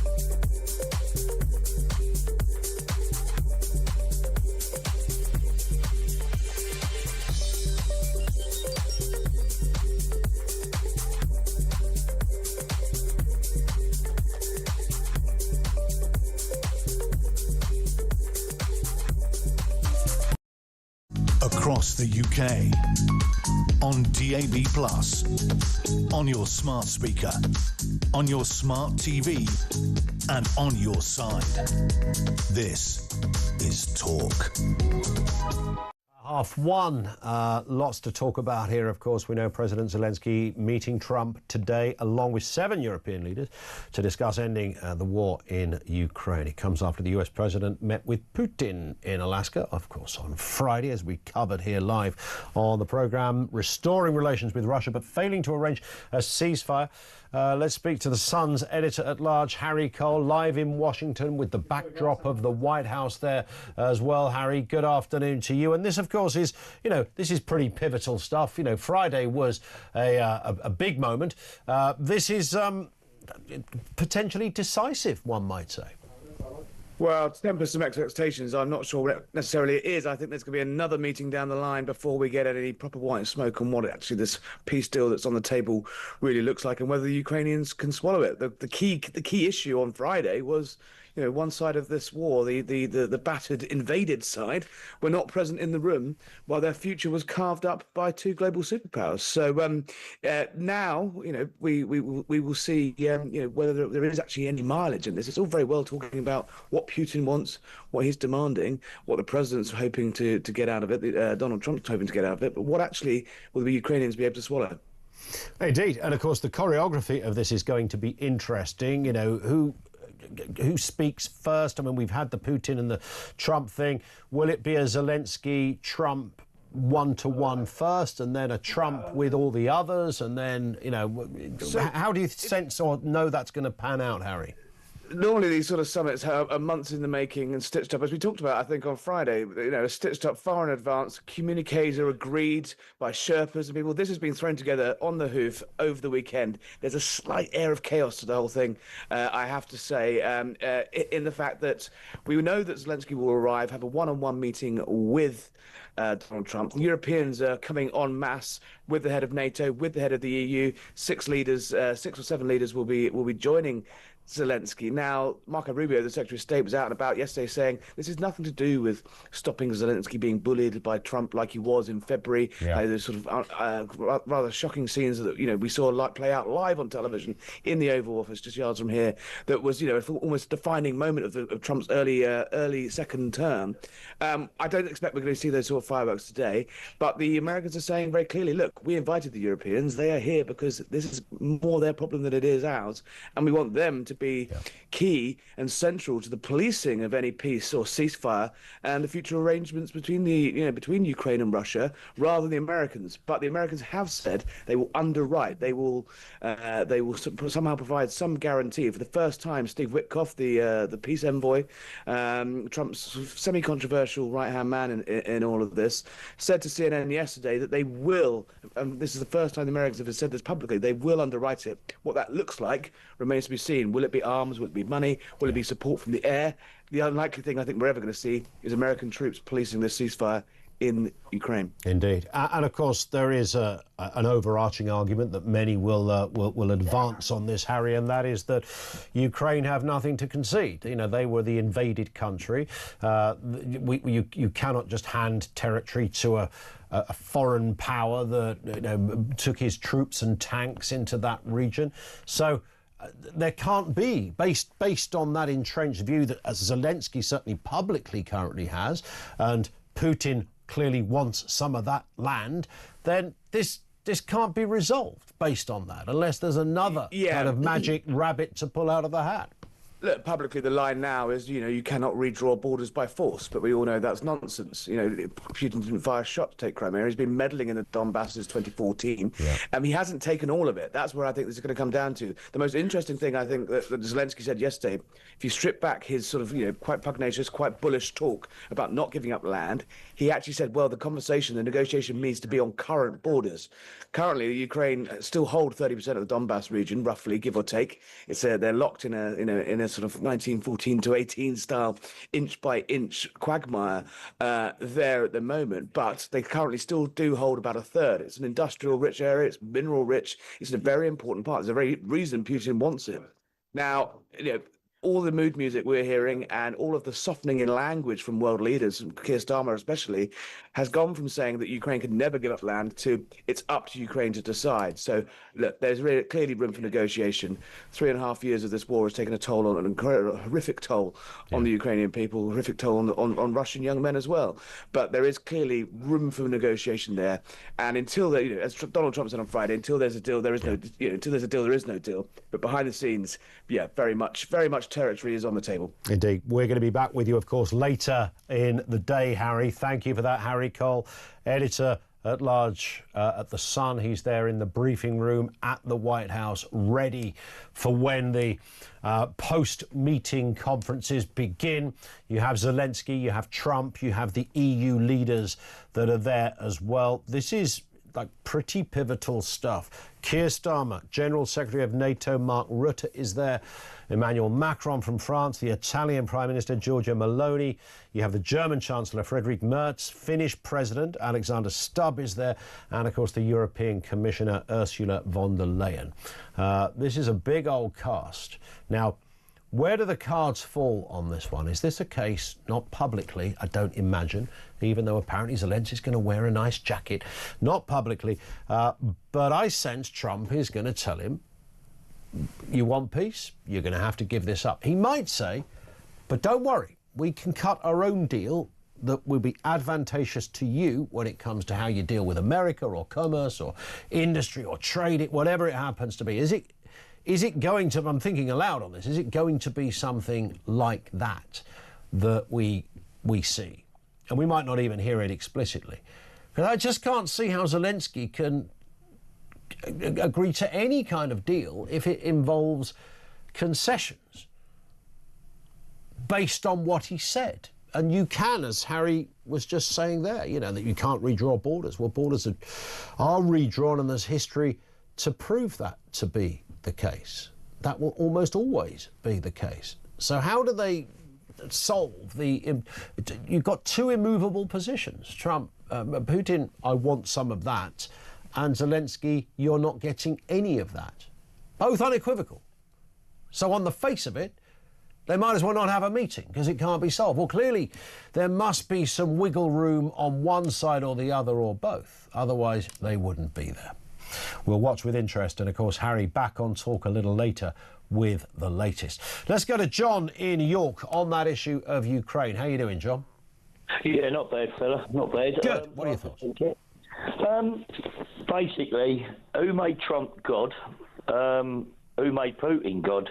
Basically, they're out to rape Ukraine for the minerals. Bottom line. Now, with respect, Ukraine have held for 3 years, Russia, a superpower. Europe have just got to step up to the mark and say, listen, Russia, you carry on, you got to deal with the rest of us. We don't need Trump. Trump just wants to rape it so that he can make as much money as he can to dominate the world. China's got all the minerals at the moment. He's got nothing. That's what he wants it for. It's bottom line. The bloke just wants to rape the country as best he can, and he's prepared to do it with Putin. So you genuinely think it's as kind of basic as that, ultimately? Absolutely. And it's that obvious, isn't it? He just wants the minerals. That's what he wants. So he's playing Zelensky, you know, with the tactic of fear. Yeah. You might think. But Europe are a mighty nation. They stick together. They're mighty. You look at history. The Germans, the Spanish, the French. Yeah. And this isn't, of course, about the EU, as in the European Union. This is about Europe, the continent, of which we are part. Which is all building onto us, isn't it, at the end of the day? Yeah, which is why it's of kind of interest. You know, this is on our doorstep, essentially. It's a couple of hours on an aeroplane, for God's sake, to get to Ukraine. So it's crucial stuff. But, I mean, could it be, and I hate to in any way jump on your judgment on this, John, but is it possible that you're just wearing that hat of pessimism at the moment, and maybe these people are actually, or Trump in particular, has got a plan that isn't about self-interest? No, because he's already said it previously. He already wanted to cut a deal. Well, they did originally, didn't they? They talked about a deal with Meghan, and then that sort of seemed to disappear a little bit. No, it's still there, and that's right at the front of his mind. I tell you what's more at the front of his mind, though, John. Isn't a Nobel Peace Prize more at the front of his mind? No. You don't think? It's funny. It's China are making all the batteries, they're making all this. America are behind on it. If he gets hold of Ukraine, what he wants, and he shares it with Putin, like the plan, then guess what? Suddenly, we're a power against China for making all these batteries and everything else. It's It's, you know, it's as plain as the nose on my face, or as plain as Storm and stupid. Well, yeah, and that's pretty plain, isn't it? John, thank you very much indeed for that. It's a pessimistic view, but John's upshot was that, well, you know, the European continent, not the European Union, you know, that's a lot of... I know there's some wobbly economies in the European continent, but as a collective, pretty massive stuff. You know, between us, can we not do a lot of business?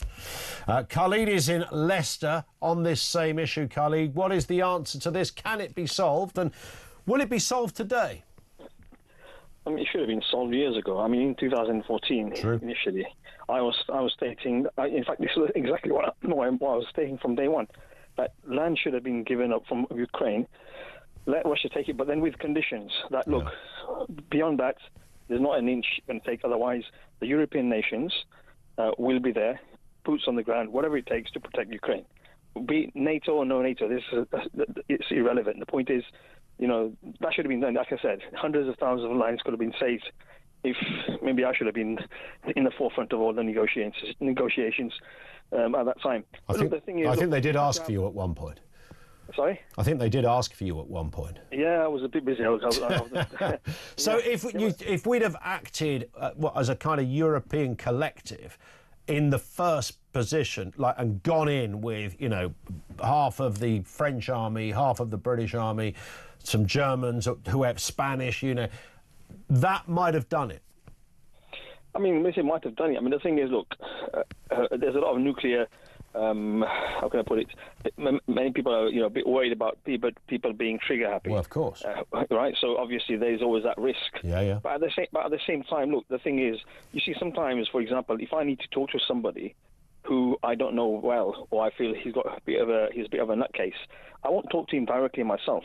Yeah. I'll find somebody who knows somebody who gets on very well with him. So it might be via. But sometimes you've got to use people that you might not get on well with, but eventually, you mean, like I said, look. Sometimes you got to make unsavory decisions or unused. Of course, you have, and every kind of you know, war or dispute of whatever nature, and you know, around the world, the disputes have gone on for decades. In some cases, still not completely solved. But there's always a concession, isn't there? Somewhere, even when they say there's no concession. That something always happens. You know, you think about what happened on our own shores with the IRA. That would be an obvious one.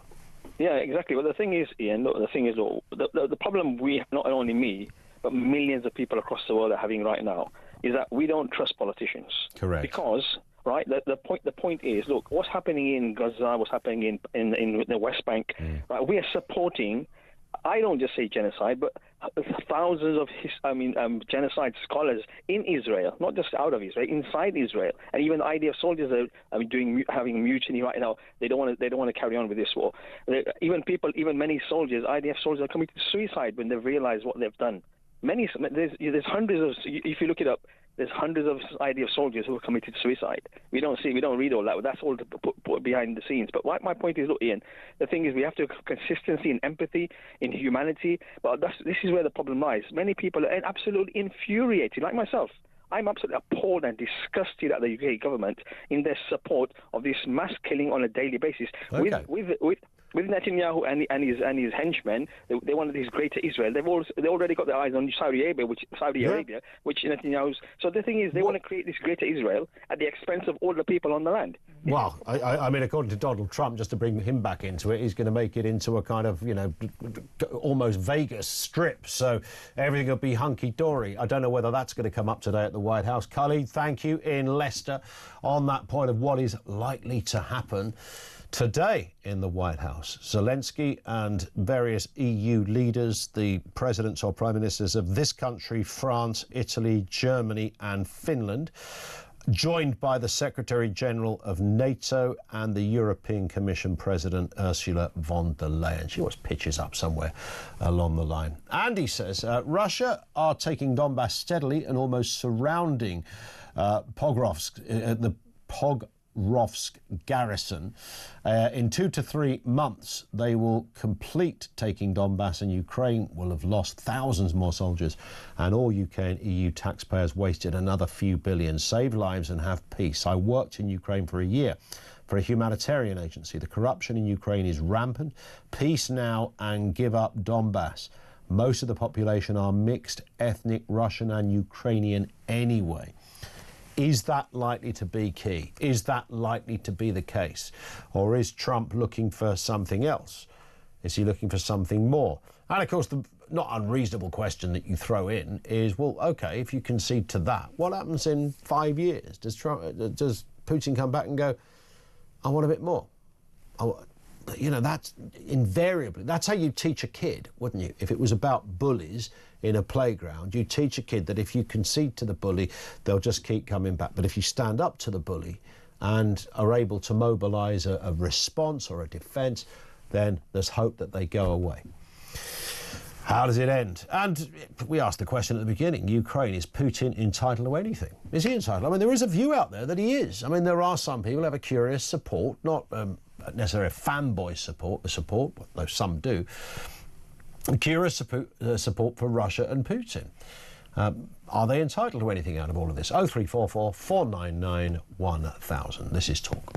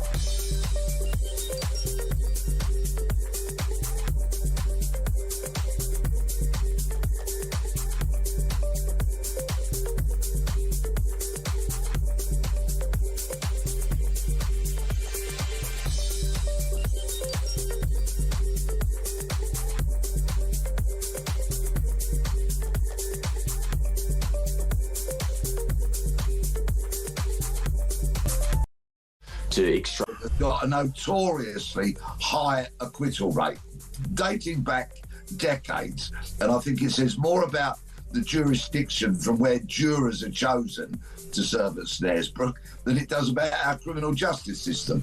I'm a big fan of jury systems, and we've got to keep them, because if you fall foul of the law, allegedly, and you go on trial, I do not want to be tried by 1, 2 or 3 judges. I want to be tried by a jury.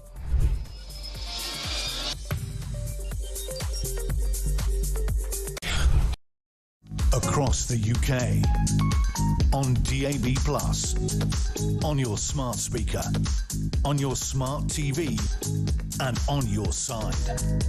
This is Talk. Before we carry on, go back to the calls, and don't go away. Roger, with you in a second. We are continuing to take your calls on Ukraine. Is Putin entitled to anything? They're meeting as we speak, Zelensky, Trump and some EU leaders. Whether they've had separate meetings first, Trump, Zelensky one-on-one, possibly, all of this will come out in the wash. There will be a post, I'm sure, a post meeting or meetings statement or press conference. Our man Harry Cole is live in the White House, in the briefing room, ready for that to happen. You'll hear it all here first on Talk. So before we go back to that, we've got the voice of doom. I think it's day 15 I was about to say. Sounded like 14, but it wasn't. Day 15. So for 14 days so far, this is the 15th, no one has been able to identify the mystery voice. The mystery voice is always political. You've got to go back to, decades, 3 decades ago or more, to find out who this is. And I think it's time we took a listen. Here. I certainly have things to say. Who's that then? Another listen? I certainly have things to say. And another one. I certainly have things to say. Don't phone in, you can message 87222, 87222 if you think you know who that is. It's not Ian Duncan Smith, it's much up. Go back to like the 70s, maybe even the 60s, 70s, I don't know, that kind of era. It's hard. This one is really, really difficult. If we get a right answer, because you never know, I live in hope, then we'll reveal all after the news. If we don't, it just rolls over to tomorrow. Here it is again. I certainly have things to say. No one is going to get that. It's too hard. Roger is in Sheffield. How you doing, Roger? Hi, I'm all right, Ian. Good. Nice to have you with us. Yeah, good, thanks. What are your thoughts? Well, I think the European leaders and Trump are lining up to stab Zelensky in the back. The European leaders are? Yeah, they're all lined up to stab him in the back like Caesar. So you think the European leaders, including Starmer, are going to sort of side with Trump? Yes. Interesting. The other thing is I'd like to give some advice to Zelensky. He might be listening, you never know. He's got the app. Call an election and hope to God that you'll lose, and then you just walk away. I'm pretty sure that publicly, at least, he would. I mean, that's what I would do, because I'd think I'm fed up with this. I know that's not that's not a statesman-like thing to come, but that's why I'm not a statesman-like person when it comes to politics, and do this for a living instead. However, yeah, I can see that, but he would say it's his duty to look after it's his country, his people. He can't leave them in the lurch. No, but he's getting stabbed in the back, I think. Interesting. Well, we will find out in a few hours. Roger, thank you for that. Roger in Sheffield. This is Andrew in Liverpool. What is the answer to this, Andrew? Is Putin entitled to anything as well? Afternoon to you. Afternoon. He's probably not, but the answer is this. Everybody's talking about how many billions they're going to send, to keep the war going. But what about the amount of lives that are being lost? It's just insane. Yeah. It's just, I don't know, X hundreds of thousands of square miles of land isn't worth one life, never mind 300,000 a year, So that's my view. So whatever is necessary to stop it needs to be stopped. That's the end of it. Yeah, but of course they all have to do this sort of strange. It's almost like a kind of choreographed routine, isn't it? You have to sound tough and say things. No, there's no concessions, and then, as it turns out, there is a concession or there is something. I mean, so no one wants to lose face, right? That's correct. Yeah, but in any kind of war, there's always something given away to have a solution. Yeah. Whatever it may be. In this Palestine thing, which has been caused completely by Hamas. That's 100%. 100%. There will be something given away one way or another. Yeah. To solve it. Yeah, and some will say that's bad because there shouldn't be anything to give away because a bloke invaded another country, but it doesn't. Weird as that is, doesn't work like that, does it? Andrew, you're right. You're bang on. Thank you very much indeed for that, Andrew in Liverpool. Is there a word in the English language for I don't know, unconventional, when something happens that in any other world would be wrong and indefensible, but it's the only solution? So, for example, you invade a country, there is no argument or defence of somebody who invades a country. However, down the line, you've got to concede and do something that makes them happy. Well, there must be a word in psychology for that. I mean, Finn just said an unfortunate necessity, which is why Finn went to Sidcup Polytechnic. I'm just putting that out there. Well, it is an unfortunate necessity. He's absolutely bang on. But I wonder if there is a kind of a wider, sort of more intellectualised... Maybe I'm being a bit poncy about all of this. In the same way, or in a similar way, when the Southport, quote, riots happened, we all know there were some far-right nut jobs there to start with, but that doesn't define what then happened. So a genuine concerned people ended up protesting. Mums, family people, not right-wingers, just people who care about their community. It became, so out of the most horrendous story of what happened in Southport, we've ended up with the protests that are going on. It's not the only reason, but it's kind of spawned a greater momentum. So out of one thing, which is why Starmer can't bring himself to acknowledge this, because he just wrote it off as far-right thugs. But actually what came, unconventionally what came, was a genuine protests about immigration. and a lack of concern from the government, etc.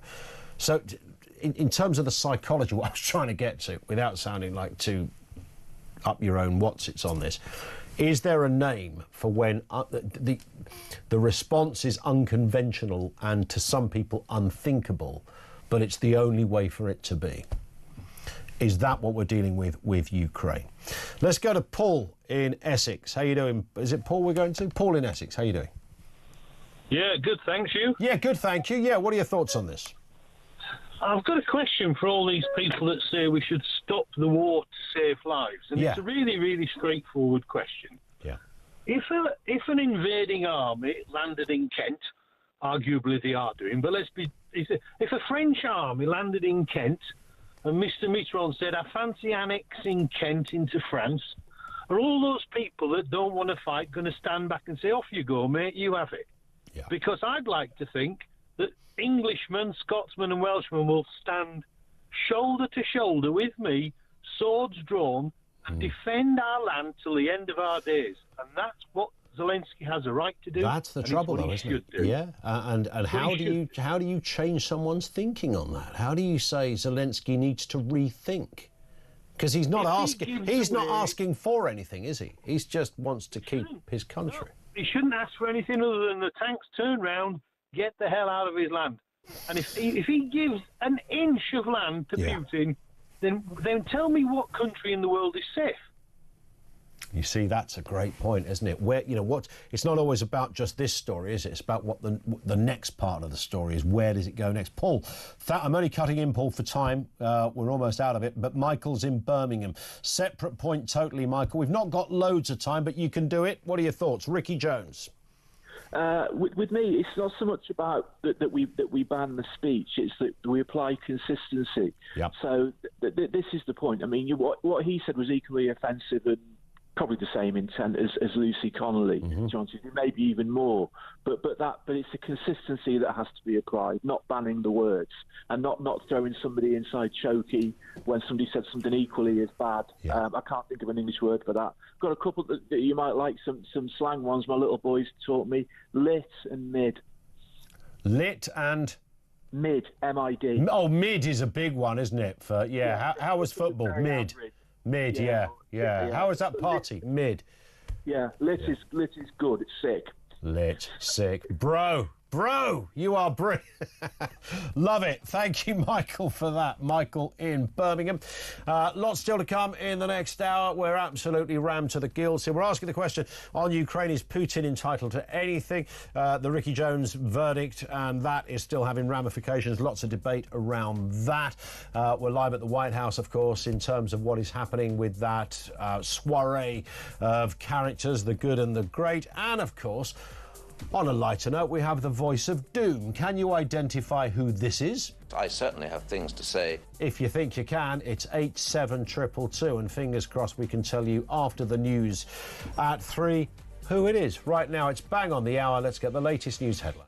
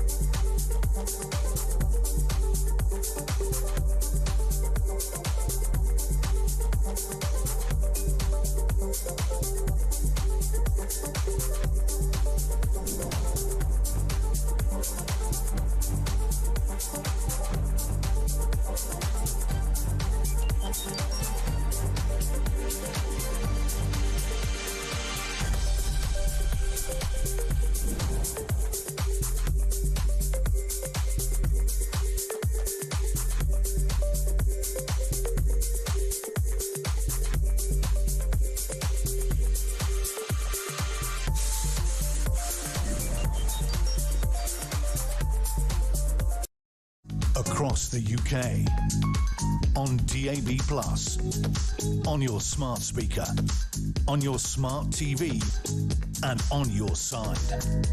This is Talk.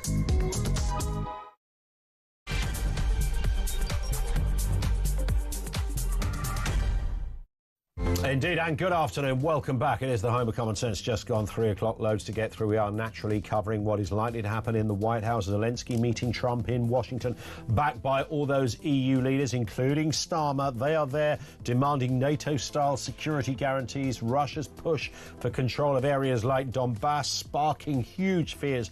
As world leaders suggest, the only way around this is going to be a Trump-Putin-Zelensky summit, the only hope of a ceasefire. Are we really likely to see that? Will we get anything conclusive like that today? We'll bring you the latest. And we're asking the question, by the way, when it comes to Ukraine, is Putin actually entitled to anything? I mean, there is a belief out there. Some say, yeah, actually he is. And here's why. We're all ears at this end. Also this afternoon, white working-class pupils are being left behind, with just 3% from low-income families making it to top universities. This compares to higher rates for ethnic minorities. Critics blame Labour's failure to address persistent inequalities, and we know the Education Secretary has promised to raise standards. Well, we seem to return to this story every couple of years, and no one's ever done diddly, frankly.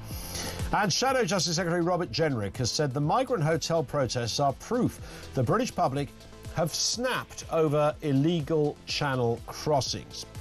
He was speaking at a protest in Epping, where Jenrick declared enough is enough as asylum hotels spark outrage following sexual assault and other charges against some of those inside. We'll have more on that story in just a moment. 0344 499 1000.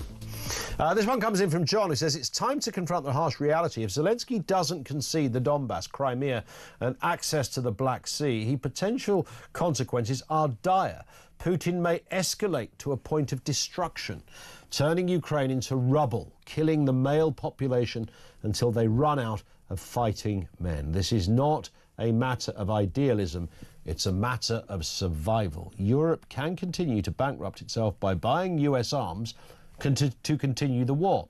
Still, Russia has a history of losing millions of its population and can replenish many of them from China and North Korea until Ukraine runs out of men.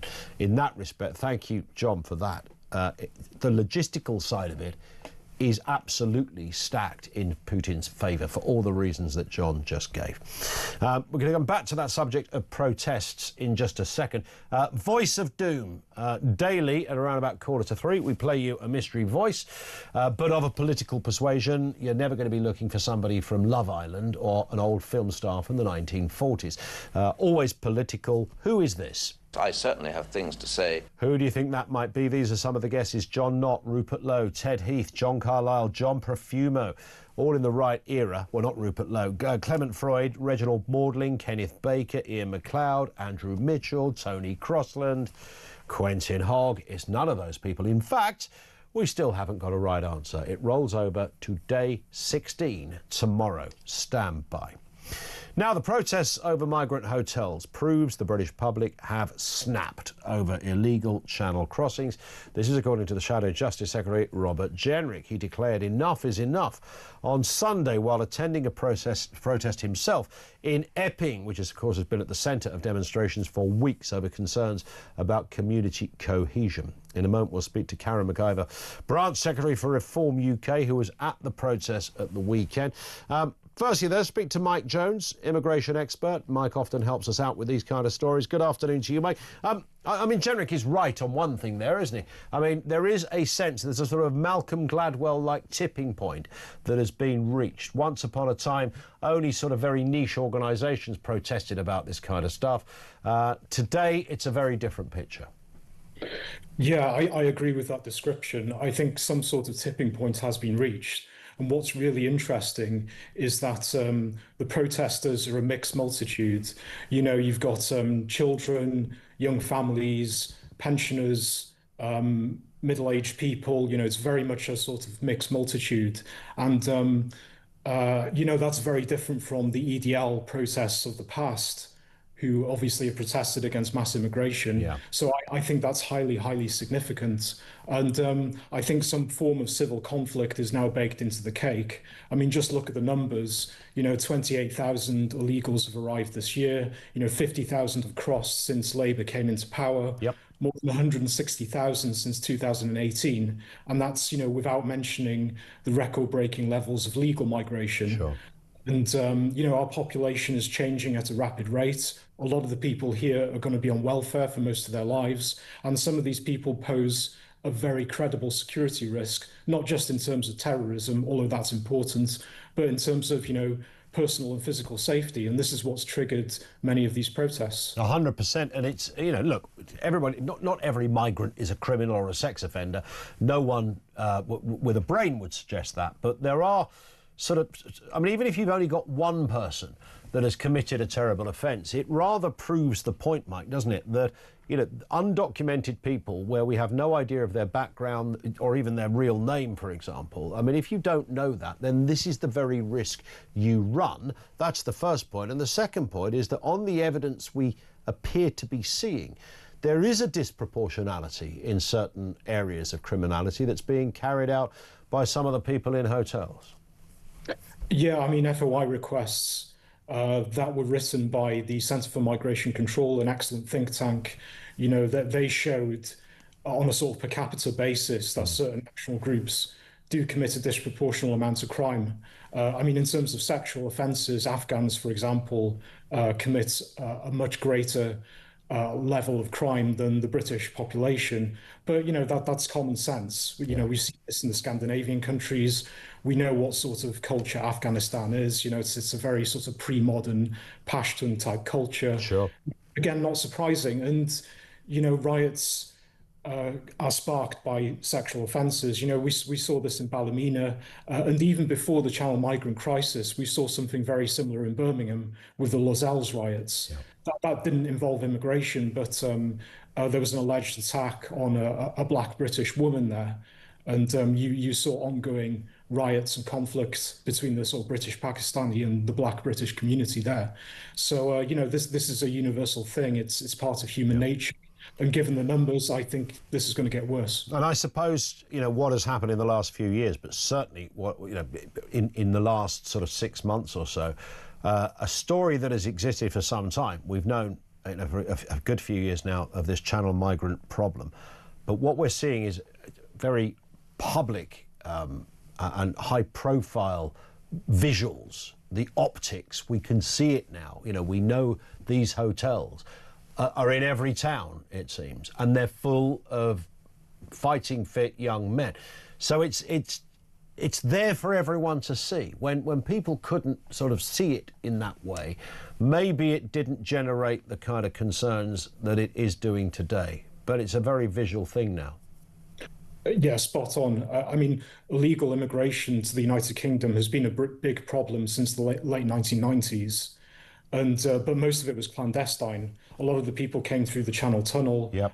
There were lots of people overstaying their visas and still are.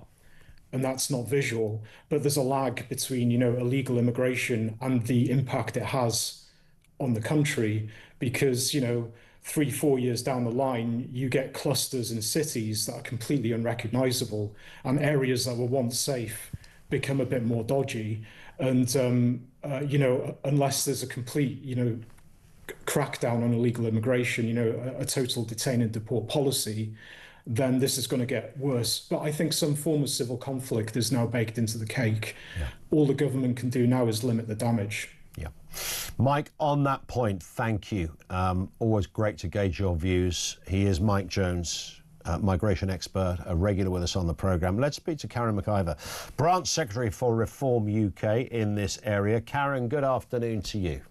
Good afternoon. Thank you for having me on. It's a pleasure. I mean, I made this point, well, I've made it a lot, in fact, not just today, but for weeks, we all have here at Talk. This is not these are not niche protests anymore, right? I mean, these are not, one or two people who belong to a sort of an underground group of whatever persuasion coming out and having a protest. These are ordinary people. These are women and mothers in particular, yes, as has been said, which is So sort of game-changing in many respects, you know, not the stereotypical protester in any form, some might argue. Absolutely. We are peacefully protesting for our community. Here in Epping, obviously it's relating to the Bell Hotel. The hotel is in a completely inappropriate place. And you know, we are mothers and grandmothers. Our natural instinct is to protect our families. And that's what you're seeing across the country now. We're doing it here in Epping, and we won't stop until the hotel's closed. We are very united. I cannot stress the word peaceful enough, because that's what we're doing. And we have been portrayed as various different things. Let me make it really clear. We are ordinary ladies from ordinary families doing the right thing, bringing our children up properly, and just standing together as a community. And the government has to listen. It has to listen, and they're not. And there is, I wonder now if they will, because there's a lot of things going on, and you just touched on it there, Karen, you know, more, you tend to, when you think, and this does divide down gender lines, not for every protest, but, you know, typically you might think of males of a certain age when it comes to immigration. There's been a lot of stereotyping. I know there's some truth in the kind of, you know, shaven-headed bloke with the bulldog tattoo and the flag, you know, hanging out of his backside or whatever. You know, I know there's all of that. But this is now changed completely. And by the way, if you're shaven-headed with tattoos, you're equally as entitled to go to a protest, of course. But you know the point I'm making. Yes, absolutely. It's changed in many respects, because not only do you have more females of varying ages, you know, from younger girls to, you know, older pensioners and the like. Yes. There's this new sort of group called the Pink Lady Group. I know this isn't to do with you, but it's the Pink Lady organisation, which is about being female essentially and turning up wearing pink. Is that right? Yes, absolutely. So we now wear pink at our protest too, in solidarity. Now let me just say that women are the backbone of our country. Of all generations, and you know, we are strong and we stick together, and it's such a powerful message. And you can see more and more women coming out in communities standing up against having these unvetted males put in our communities. I mean, you know, I just don't understand why the government aren't listening. It is not rocket science. It is terrible. And you know, there needs to be a plan. And the trouble is with this government, there's no plan. Yeah. There's no plan. They don't know what they're doing. No, there is no plan. Nobody knows. There's no plan. The government are going, oh, look, there's a hotel, quick. Yeah, we'll buy up all the rooms. And they react, you know, they're acting reactive instead of planning. And even here with the hotels, actually, they're radio silent. They're not acting at all. And you know, it's the same with the local, Epping is Conservative. It's the same with the local Conservatives. You know, they're not standing with their people. They're showing weak leadership. And they're not standing with it. I haven't seen them at one protest. I've been at every one. I have not seen them at one protest. And it's a disgrace, actually. They should be with their people who they represent, and they're not. Why? It's a very good point, and a very powerful image to see females dressed in pink, not because of any stereotypical connection to the colour pink, I'm sure, but it just changes the face of how people view a protest. And it also cuts dead the sort of Starmer-esque kind of line of right-wing thugs. I don't think anyone could seriously look at these recent protests and make that statement. It's a disgrace that the Prime Minister of this country, who is supposed to be our leader, is even putting those thoughts into his head about normal communities, normal families, and it's a disgrace. And I've invited him many times now to come and see our hotel. I've invited Elect Cooper. You don't hear a word from them. It's radio silence. And you know, and like I say, the local Conservatives, they're invisible at our protests. Come and stand with us, be with us. They don't. Why? I just cannot get my head around it. But what I will say, and I stress this every time I'm invited on TV, our protests are peaceful, and we will keep them peaceful. We are there for a really, really, really important reason, and we don't want anything to be taken away from that. That's a fair point. Karen, thank you very much for being with us. Karen McIver, Branch Secretary of the Epping Forest Reform UK Party. It's interesting, isn't it? You can have so many different reasons. If your argument is, I just don't want 500 people from a third world country living in my neighbourhood, if that is your only argument, that's fine. You're allowed to say that. Doesn't make you a mad racist. You might just go, social cohesion is a bit of a thing. Doesn't make a lot of sense. If, language barriers are just one issue, increase in population is another issue, cultural similarities or a lack of is another. You're allowed to say that, even if you don't think everyone's a rabid sex offender, which of course they're not, but, you're allowed to just go, I disagree with this. I think it's madness. I think it's absolute madness. And yes, if you import a third world mentality, which of course you are, this is the bit that the left can't say out loud. You would never hear Keir Starmer or Yvette Cooper get close to this conversation. You would never hear them even get anywhere near uttering anything like this. Let's talk to Anne-Marie in Lanarkshire on some of this. Anne-Marie, what have you got for us? Well, first of all, I'd like to say, mostly on President Trump, the man's a gangster. Having a man in a position like Zelensky that's got in a position of weakness and he's desperate and his people are being killed, to have to take leaders from Europe to give him a backing is appalling. I mean, I can't believe America is going to back communism. And remember, America lost a lot of people in fighting communism.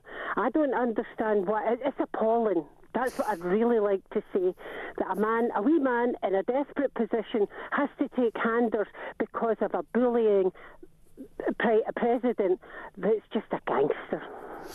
There it is. That I'd like to say. And secondly, as for these immigrants coming in, no government, not Conservative, not Labour, nobody listens to the people. The people are the ones that are paying for all this. And they will pay for all this forevermore. And these people aren't going to be paying taxes. Do they work on the basis that, and I'm thinking about what's going on in certain parts of this country, also in Ireland, where they've had some, almost before the United Kingdom, there's been some, horrendous issues going on there. Do you think governments work on the basis, Anne-Marie, that, it's bad, there's some protesters, but it's not most people, we'll get through it and give it a few months, people will have forgotten? Well, it's even worse than that now. They're taking away the right to protest. The basis of our law is a Magna Carta. We now have a two-tier justice system. We now have a two-tier police system. It's a lot worse than that. They're taking away our rights and giving rights to everybody that's come in, to any other culture but ours. They're not even allowed to put their flags. It does, I know. It does get to a point when you think this is just all shades of messed up. This isn't just, a little bit weird. This is messed up. That phrase, it's messed up. This is really messed up. Anne-Marie, thank you very much indeed for that. You bring in 500 people, there are 500 there. What's the total, Keir? 50,000. What, over the last decade? No, just since I've been Prime Minister. 50,000? 50,000! Wow! And then all that goes with it, and we need to have what have previously been uncomfortable arguments, really uncomfortable for the left, but even some parts of the Conservative Party, Rick, because the minute you raise things like cultural assimilation, the minute you raise things like third world cultural values or lack of, or whatever it happens to be, then everyone runs a mile. They go, oh no, that sounds a bit weird, can't talk about that, can we? Yes, you bloody well can, because you're elected. You're meant to talk about this. You're meant to talk about uncomfortable things. You've got a couple of characters in the White House at the moment talking about very uncomfortable things. If they can sort that out, I'm sure we can sort this out. 0344 499 1000. This is Talk.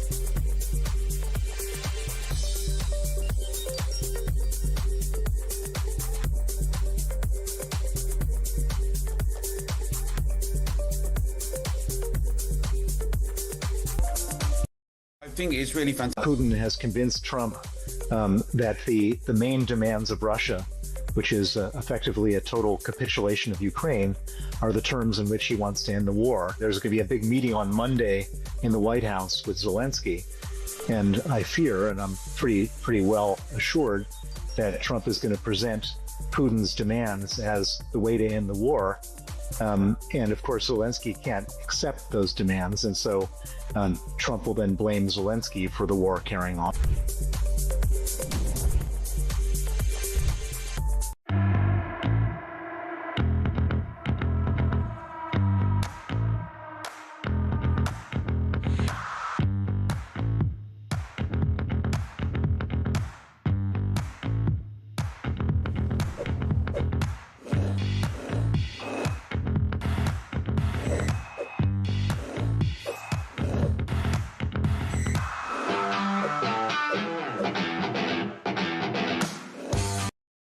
Across the UK, on DAB+, on your smart speaker, on your smart TV, and on your side. This is Talk. Marcus says, why are we not criticising Trump much more forcefully? Putin is an indicted war criminal and was given red carpet treatment. The US is no longer a reliable partner in the UK or the EU. And of course, Trump is hoping that that very treatment, Marcus and others, will lead to a Nobel Peace Prize. One in from Anne. My hubby thinks that Trump will absolutely slaughter Starmer and his gang because Putin has already said he doesn't want anyone else in Europe involved, and along comes Herr Starmer and his Muppets. Bad move. Although they have been invited, that's important. They haven't just pitched up and gone, hello, can you let us in? But yeah, I can only imagine how that will pan out. This from Heather: when Ukraine eventually have an election, Zelensky will lose the election because he can't be trusted with Ukraine. And there are some people who hate Zelensky, of course, but, you know, you could argue that anywhere. Have you ever, you know, if you ask 100 people, is your government a bit crap and your leader untrustworthy, there's always going to be, you know, at least 50% say yes. And would you change them tomorrow? Absolutely yes. Back to your calls. Norman in Dartford. Come on, Norman, sort it out for us. What have you got for us? You're the Boutros Ghali of North Kent. Yeah, I think Trump wants out of it. You think so? I think he's organised this tonight. Yeah. And what he's going to lay the cards on the table of what went on Friday. And then he's going to say, they'll start to, and he's going to say, righto, well, I'm out of it. It's down to you. Yeah, possibly. And then we'll see what the convention of the willing are willing to do. So he can then say with confidence, he tried. Yes, of course he will. It's the only way he's going to go. I've tried to follow it, which is a bit difficult at times, but having been you do negotiations, there is a step where you think, I can't go any further. True. And you end up, if you're sort of leading it, you say, well, that's it. Yeah. And people say, well, we're not having that. You say, righto, then someone else has to have a go. And yeah. I think that's what he'll do. So he'll walk away. Saying, Who's going to... So what does that mean in reality? What does that look like in terms of him walking away going, sorry, guys, we gave it a go. You two, bang your heads together because you can't come up with a solution. What then happens in reality, Norman?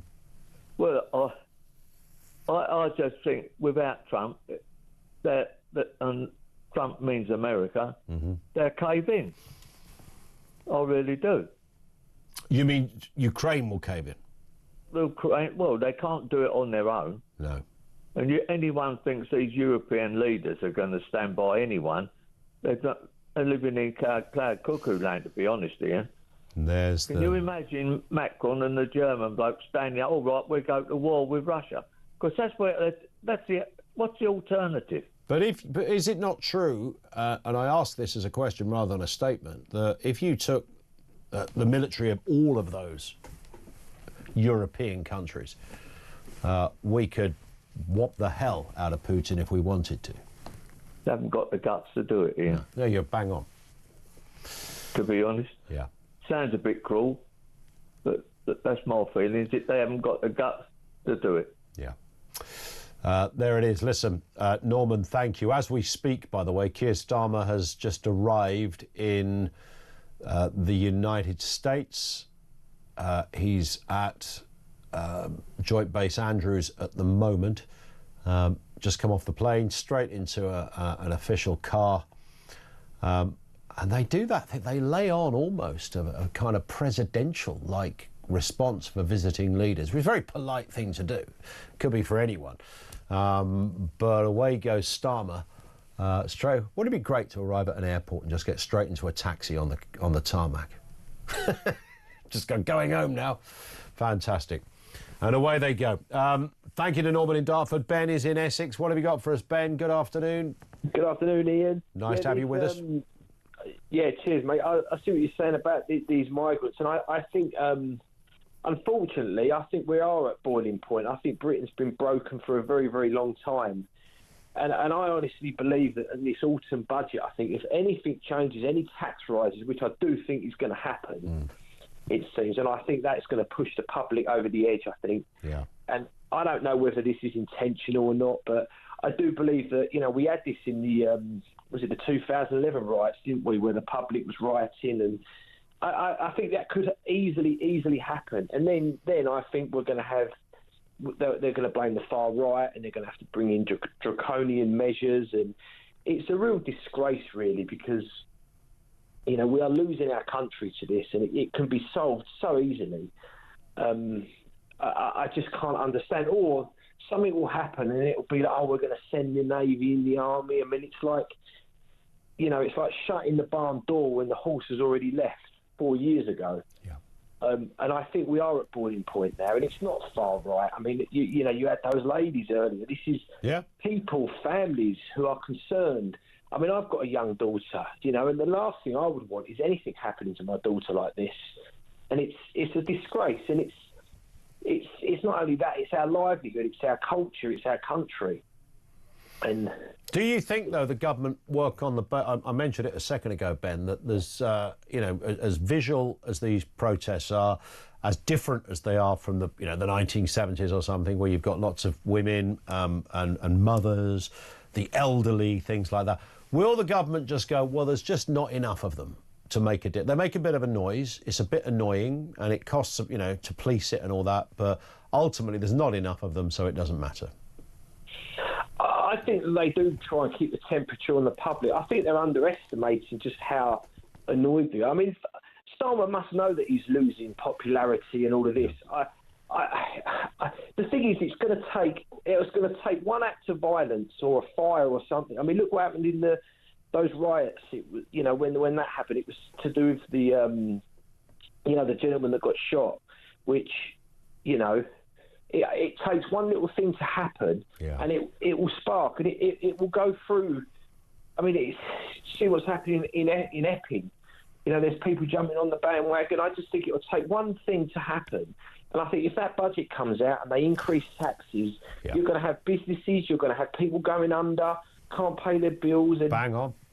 And then it's just going to increase. And that but it's what you want to happen is the government to go, right, we've listened. And that's the bit I'm sure you, Ben, and others, you can't imagine Starmer sort of standing. It's not his language. He's not comfortable in that kind of skin. Ben, I've got to move. Thank you very much indeed for that. 0344 499 1000. We're going to be speaking to Mark Dolan in just a second. Talk presenter. Yeah, he's back. Mark Dolan joins me next here on Talk.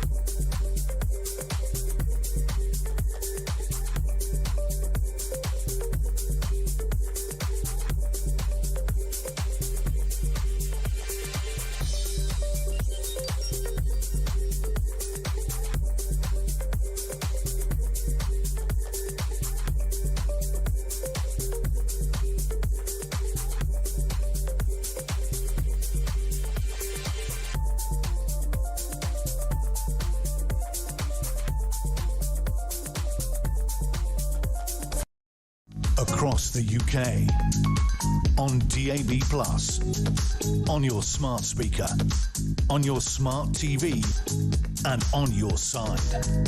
This is Talk. This is indeed Talk. Let's do some more texts that have come in from you. David says, any peace that doesn't include the bully Russia returning the land, the story from Ukraine is meaningless. I mean, that ultimately, and that's not an unreasonable position, is it? You know, a bloke comes along and invades another country. Putin did that. He literally did that. Can argue all sorts about, once upon a time, and Zelensky's not the greatest guy. I get that. It seems like an oddball to me, and that's the most generous assessment of the man. But Putin did invade a country. Stop the war, says Reg. I would have a tie on and suit and polished boots. I think he's talking about Zelensky, who apparently may well wear a suit jacket, but won't be wearing a full suit, like a tie, when he meets the president.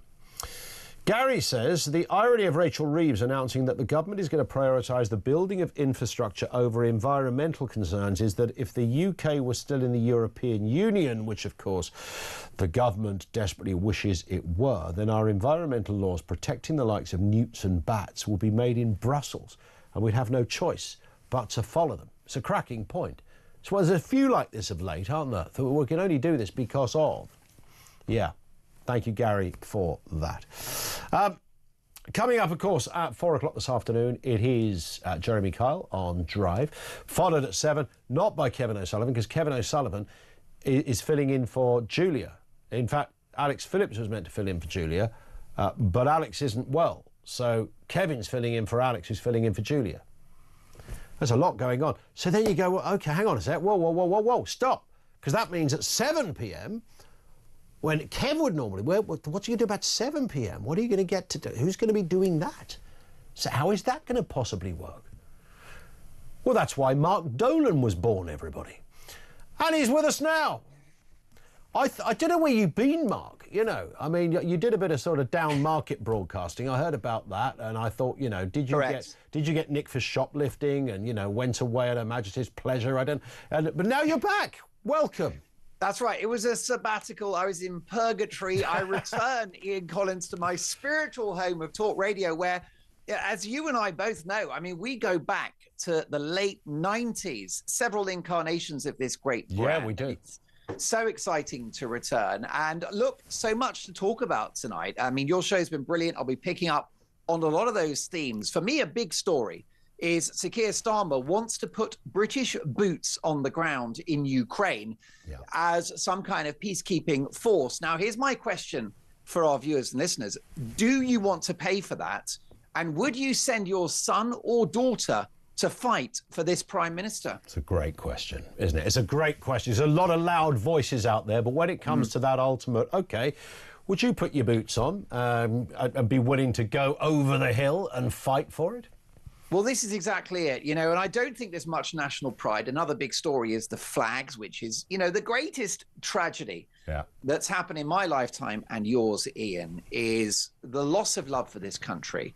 The fact that it's a crime to wave the flag, that it's xenophobic or worse, and that there is now a local authority in our capital city of London that's tearing down the flag of St. George and the Union Jack. I think there should be legislation to have flags in every city centre, every town centre. But the bigger question is, how do we tackle this self-loathing culture that we now inhabit? I mean, Talk is a very patriotic brand, and there are one or two others out there. But I feel that the dominant forces in the media are very sniffy about this country, its history, its identity. And I don't know how we turn a tide, to be honest. Yeah, I mean, we live in a sort of, I keep saying this, Mark, a kind of upside down world, where kind of, you're being told that black is white and left is right and night is day. And it's like, hang on, a sort of Alice in Wonderland topsy-turvy existence we're in. Well, that's right. Something I will be revealing at 7 is I am a lady today, Ian. So please respect my pronouns. It's Marcia Dolan. You're not going through that phase again, are you? Yes, indeed. In fact, I'm seeing my plastic surgeon later today, so I may be slightly bruised at 7. I tell you what, another question I've got for you, Ian, and a great topic for tonight's show is Donald Trump. We know he's not a perfect human being, right? Donald Trump is fairly self-confident. You could say borderline narcissistic. But the way I judge people, Ian, is not by their outward personality, but their actions. Is Donald Trump proving his critics wrong and making the world a safer place? I mean, when he entered the White House in January, I actually did a video on the Mark Dolan show saying, I've got Trump envy. Because when he arrived in the White House, he made a big speech and he said he's going to improve the terms by which America trades with the world. He's done that. He's waging war on woke. He's keeping men out of women's sports, boosting American jobs and manufacturing. And now this guy may be in line for the Nobel Peace Prize. Yeah. So is the Donald, for all his flaws, is he proving his critics wrong? And could we do with a British Trump here?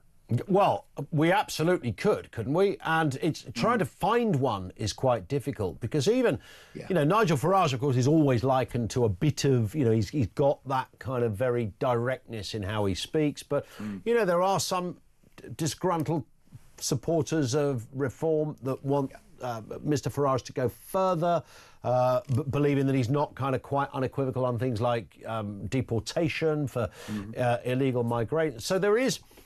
I don't know. I mean, does Trump exist anywhere else? I know you've got old Victor in Hungary, but I'm not sure he quite counts. That's right. He's a unique specimen. It's easy to forget that Donald Trump is pushing 80, but he has the energy of a 25-year-old. Yeah. And I think he's got the benefit of having been in post as president for 4 years. Up until 2020. And so then when he comes back, he's like, right, this time it's personal. So, you know, he's had that stint in the White House, made his mistakes, let down by a lot of people. The other big thing that they've got in America that we don't have in this country is the right being united, because for better or worse, the Republican movement coalesced with MAGA to support Donald Trump. And as you know, political movements have got to be unified in order to be successful, not just to win elections, but to deliver in office. And it's interesting because the sort of woke left of the Republican Party have essentially, you know, held their counsel because they know that this guy has a plan and it's been very successful for them so far electorally. And, you know, we don't have that in Britain. You know, you've got Robert Jenrick, who is basically gone AWOL. I mean, is he reformed now? He's definitely, his boss is not Kemi Badenoch, I wouldn't say. So you've got the right of the Tory party, the left of the Tory party, who are basically Liberal Democrats. And then you've got reform. And then you've got people like Ben Habib, who I have great regard for, who thinks that Farage is a fraud. So, you know, the country needs a bit of common sense politics, but the right are very split. So it's a different story to America. And sadly, I'm not sure that those divisions will heal anytime soon. This is going to be a great show tonight. How does it feel, Mark, to be back? So you're the home of common sense. You'll be in this chair in a few hours. Well, unless you're going to do it from that chair, but you'll be you'll be live on air at 7 o'clock this evening. It must be nice to return. I can hear Peters and Lee in the background singing "Welcome Home." Listen, it's a privilege to come back, and a lot of circumstances around my departure from that incredible place. Previously Talk Radio, of course, Talk now, in-app, online, YouTube, we're everywhere. And it's been a really interesting journey. And I'm just so happy to have a platform where I'm free to say what I think. I've missed commentating on current affairs over the last few months. I've got to say, the Mark Dolan show on YouTube is very fun. We do royal gossip. We call out the elites. It's showbiz stuff. But I've really missed being able to talk about what's happening to this country, the terrible leadership, in my humble opinion, of Sir Keir Starmer. It's been a year. What's happened? Government borrowing costs have risen. Inflation has risen. Unemployment has risen. Jobs have disappeared. 16,000 millionaires are expected to leave the country this year. And the left don't seem to understand that we'll have to foot the bill for the tax that they were previously paying. Correct. So I really feel that coming to talk to this incredible brand and this great lineup of stars is a great privilege. And I finally, Ian, got my voice back. You've got your voice back. Who'd have thought when we were monkeying around in the 1990s, Mark, that, you know, there would still, and thank goodness there are. Somebody said to me in that era, I never forget this, I was standing on, remember where our studios were in Oxford Street, and I was standing just outside having a chat with somebody like Scott Chisholm or somebody like that, good old Scott. Another legend. Another legend. And somebody said, fast forward 20 years and there'll be like 50 of these talk stations in the UK, like they do in the States. And here we are, actually more like 30 years on, and there aren't 50. It never happened in that way. So we sit here still very much as almost lone voices when it comes to being able to broadcast outside the conventions of, I don't know, you know, what has previously been the norm. And this kind of thinking outside the box, output and radio and TV shows, it's frighteningly rare. It really is, and talk is more essential than ever. There are a couple of other brands out there that you and I may be familiar with, but the difference with talk is that it doesn't have backers with a very specific agenda. Talk has always been about the audience. It's about the people and representing the people. Best example of that, where this incredible radio station and TV network completely came of age, was during the pandemic. Because talk, and you were on air, and Julia and Mike and Kevin and all of the talk all-stars looked at the pandemic measures and thought, yeah, this is a very nasty virus. It's taking people's lives. It's a tragedy. It's horrible. We all hate it. But is this response proportionate? Does it make any sense for healthy people to stay at home and not go to work? Does it make any sense to print money? When I was on talk doing the drive time show, I had an economist on who said, oh, don't worry about the borrowing. We have to defeat COVID. It's all cost neutral. And I was supposed to be the muggins that doesn't understand the economy. I said, if you print money, doesn't that create inflation? Well, it turns out, look where we are now. So talk has got the moral high ground for some of the big calls, you know, woke madness, COVID incompetence, and so much more. And now what we've got to do is deal with the current madness that's happening under this, in my humble opinion, egregious administration. And Sir Keir Starmer, the cervix-free Prime Minister of this country. Love it. Mark, there's much more of that. 3 hours of it from 7 tonight. Lovely to see you again. We will speak very soon. Mark Dolan, he's back at the home of Common Sense. Can't wait for that. Filling in for Kev for 4 nights, Monday, Tuesday, Wednesday and Thursday. Really looking forward to the show. It is The Political Asylum with Mark Dolan in for Kevin O'Sullivan. Fantastic.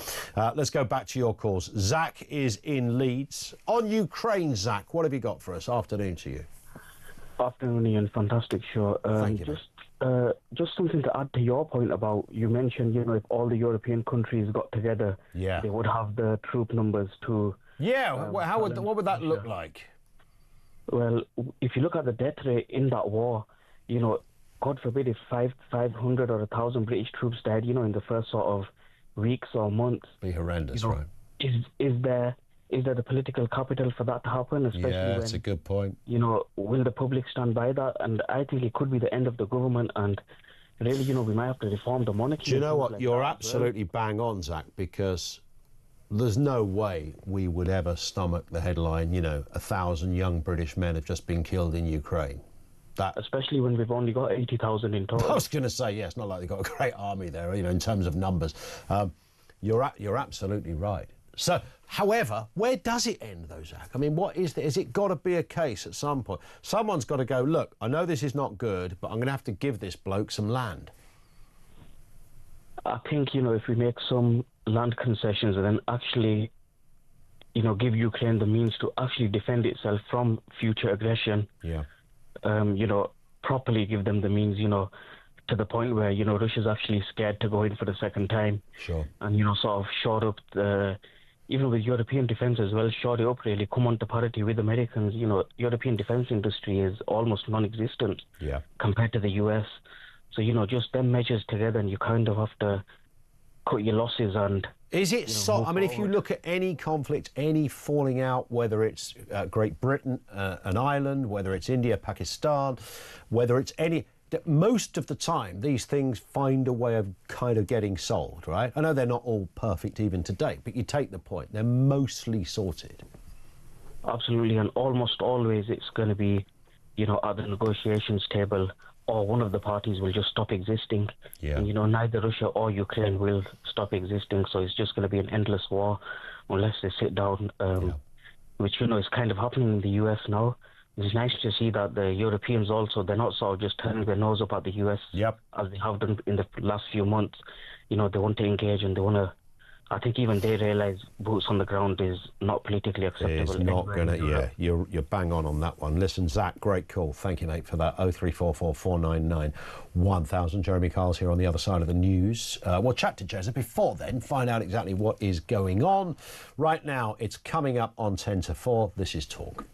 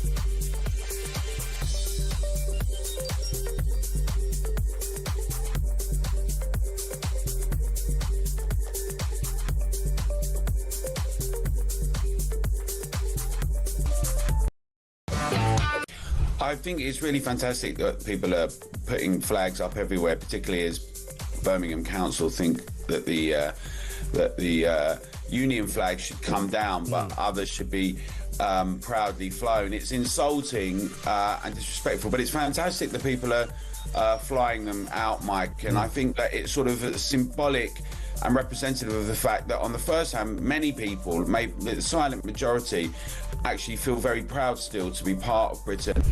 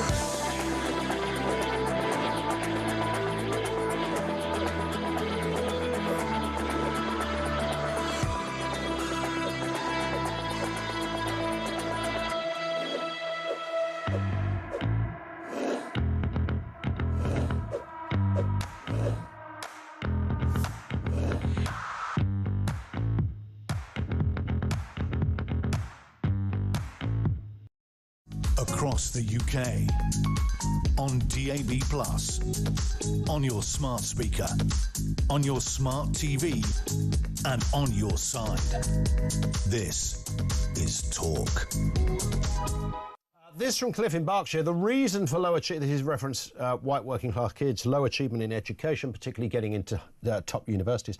The reason for white working class kids, in my opinion, is that we no longer value education. Growing up in a slum in East London just after the war, but before the authorities cleared them, I was told that education was the only way to get out of that life. So we all worked hard. Brits now see education as unimportant, perhaps because it's free, whereas Asians, Africans, etc. still value it. I think that's a great point, and it's lost its status in the bigger conversation. So yeah, you kind of know it's important, but it's, wow, you just get through it, be all right, The idea that it's kind of a vital tool in, getting ahead and moving out and changing your sphere, your levels of interest, your possibilities. That lesson, I think, is just lost. I think Cliff is bang on. Let's go to the calls. Chris in Bristol. What have you got for us, Chris? Good afternoon. You're a first-time caller. Welcome to the show. Thank you very much. I'm really concerned for our democracy. Yep. We have, I've never quite understood this, we have a sort of a culture that commits FGM on its young girls. And we know it happens because these girls turn up in the NHS, and yet no one is prosecuted. Yeah, very far. I don't know I don't think there's. Is there any statistic for prosecutions for that? I'm not aware of it, but that in itself is extraordinary. I'm sure we know. Well, you'd like to think so, wouldn't you? Yeah. I do know that a surgeon was prosecuted because he asked the lady if she would like to go back as good as he could get her, or as she'd been made, and she said, as I'd been made, and he did that, and he was convicted. Yeah, well, and that's a surgeon, for God's sake. Yeah. Don't really need people like that practicing. Is it absolutely integral to democracy? It's freedom of speech. Yeah. We sort of, and it's not about swearing in a bloody yard or anything like that. It's being able to, debate like you do on your station and all the rest of it. But we have a teacher and his family in hiding because a group of Muslim men decided that they wanted their version of whatever education they were getting imposed on that school. Yeah, they also wanted his blood, some of these people, because he had the audacity to do something they didn't like. I mean, that story should almost be on the front pages every day, Chris. It's so horrific what has happened. I do not understand why it's not, because it simply encourages everybody else to do exactly the same. You have people outside, if you remember, and it's easy for many people to forget, outside that school, most suggesting he should definitely be fired, some suggesting he should be in jail. I'm sure there were others, certainly online, calling for his life to end. I mean, it's a family bloke who was a professional teacher. Not growing up in the Middle Ages, for God's sake, like it's a flipping Monty Python sketch. I can only see that when you allow that to happen, then you set a benchmark which others will follow. Yeah. And there is the problem. Chris, great call. And make sure you call again. He's a first-time caller. Chris from Bristol. You haven't put him off. Well, I think, yes. He's legged it. How are you? I haven't seen you for ages. Ages? How long was it? It was like about a few days. I miss you. You were back. I missed you too. Yes. By the way, how hot is it out there? What, in that control room? In the whole place, the whole building. I've been sweating like anything, and I think I might be going through the menopause. Do you think so? It's freezing in here. It's nice. Yeah, for about 10 minutes. I didn't even... So now you're moaning about being too cold? Yeah, I don't like it. You're such a diva. I don't like Exciting about Mark being on at 7 o'clock tonight. Very exciting about Mark Dolan back at 7. I feel like his fluffer. I feel like, am I worthy of this? Fluffing for Mark Dolan. What do you reckon? Do you think I'll be good enough? I think you're good enough. Yeah. What do you want to... tell me, right, just so anybody tuning into Drive Time, if there's any left, that's a joke. Obviously, the White House timings, we're going to be following the whole thing. Yeah. The European leaders, the coalition of the willing. He's got a big spot on his top lip, by the way, Keir Starmer. Has he? Embarrassing. I didn't spot that. Was there some kind of... Very good. I like what you did there. Cold. You spot that. Yeah. I burst that. Never mind. Anyway, so they're all going to meet, and Trump's going to control it, and we're going to, the coalition of the willing are going to... Whatever. Coalition of the willing. I know. A lot of people criticising Trump, saying, oh, you said you get it sorted and you didn't. Don't know what your view is.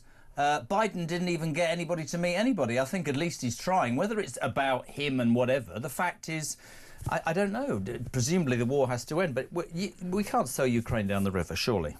No. Well, you'd hope not. But I mean, you're absolutely right about Biden. I don't think there was there anything from Biden on Ukraine. I mean, they threw a few quid in that direction. Well, when asked once about Ukraine, he said, "Is that in France?" So I don't think there was much chance of him now. No, I just feel like Donald Trump is Donald Trump, but at least there is some sort of movement. But it's got to be the right thing. At home, though, the story that is going to send me straight through the roof is the flag story. I really don't understand. Yeah, again, it's under the big banner of stuff that you Starmer can't absolutely make supports up. people putting up English flags and after a row of councils tearing them down.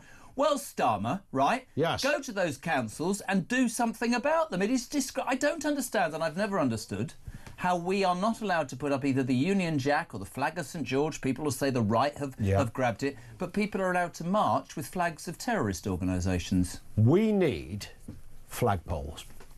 Right? Why do we need flagpoles? Because the argument that seems to come from the councils is you can't just use blue tack and stick a flag on a post box. What's it got to do with the council? It's my land, it's my house. That's true. That's true. It's ideology. If we got the flagpoles in, we would play them at their own game and go, you said you need flagpoles. The problem We've got the flagpoles. I spent a lot of time in America. And love it or hate it, right? There is something wonderful when you drive down an American road and there are American flags. We are not allowed to be patriotic. It's funny how you say that, because as you say that, Keir Starmer's just driven down an American road with an American flag and a UK flag on the car. Got one of each. It worries me that we've got councils and institutions and judges and police and all sorts of people who blatantly have a left-wing ideology. Yeah. And as long as there's breath in my body, that cannot be. I shall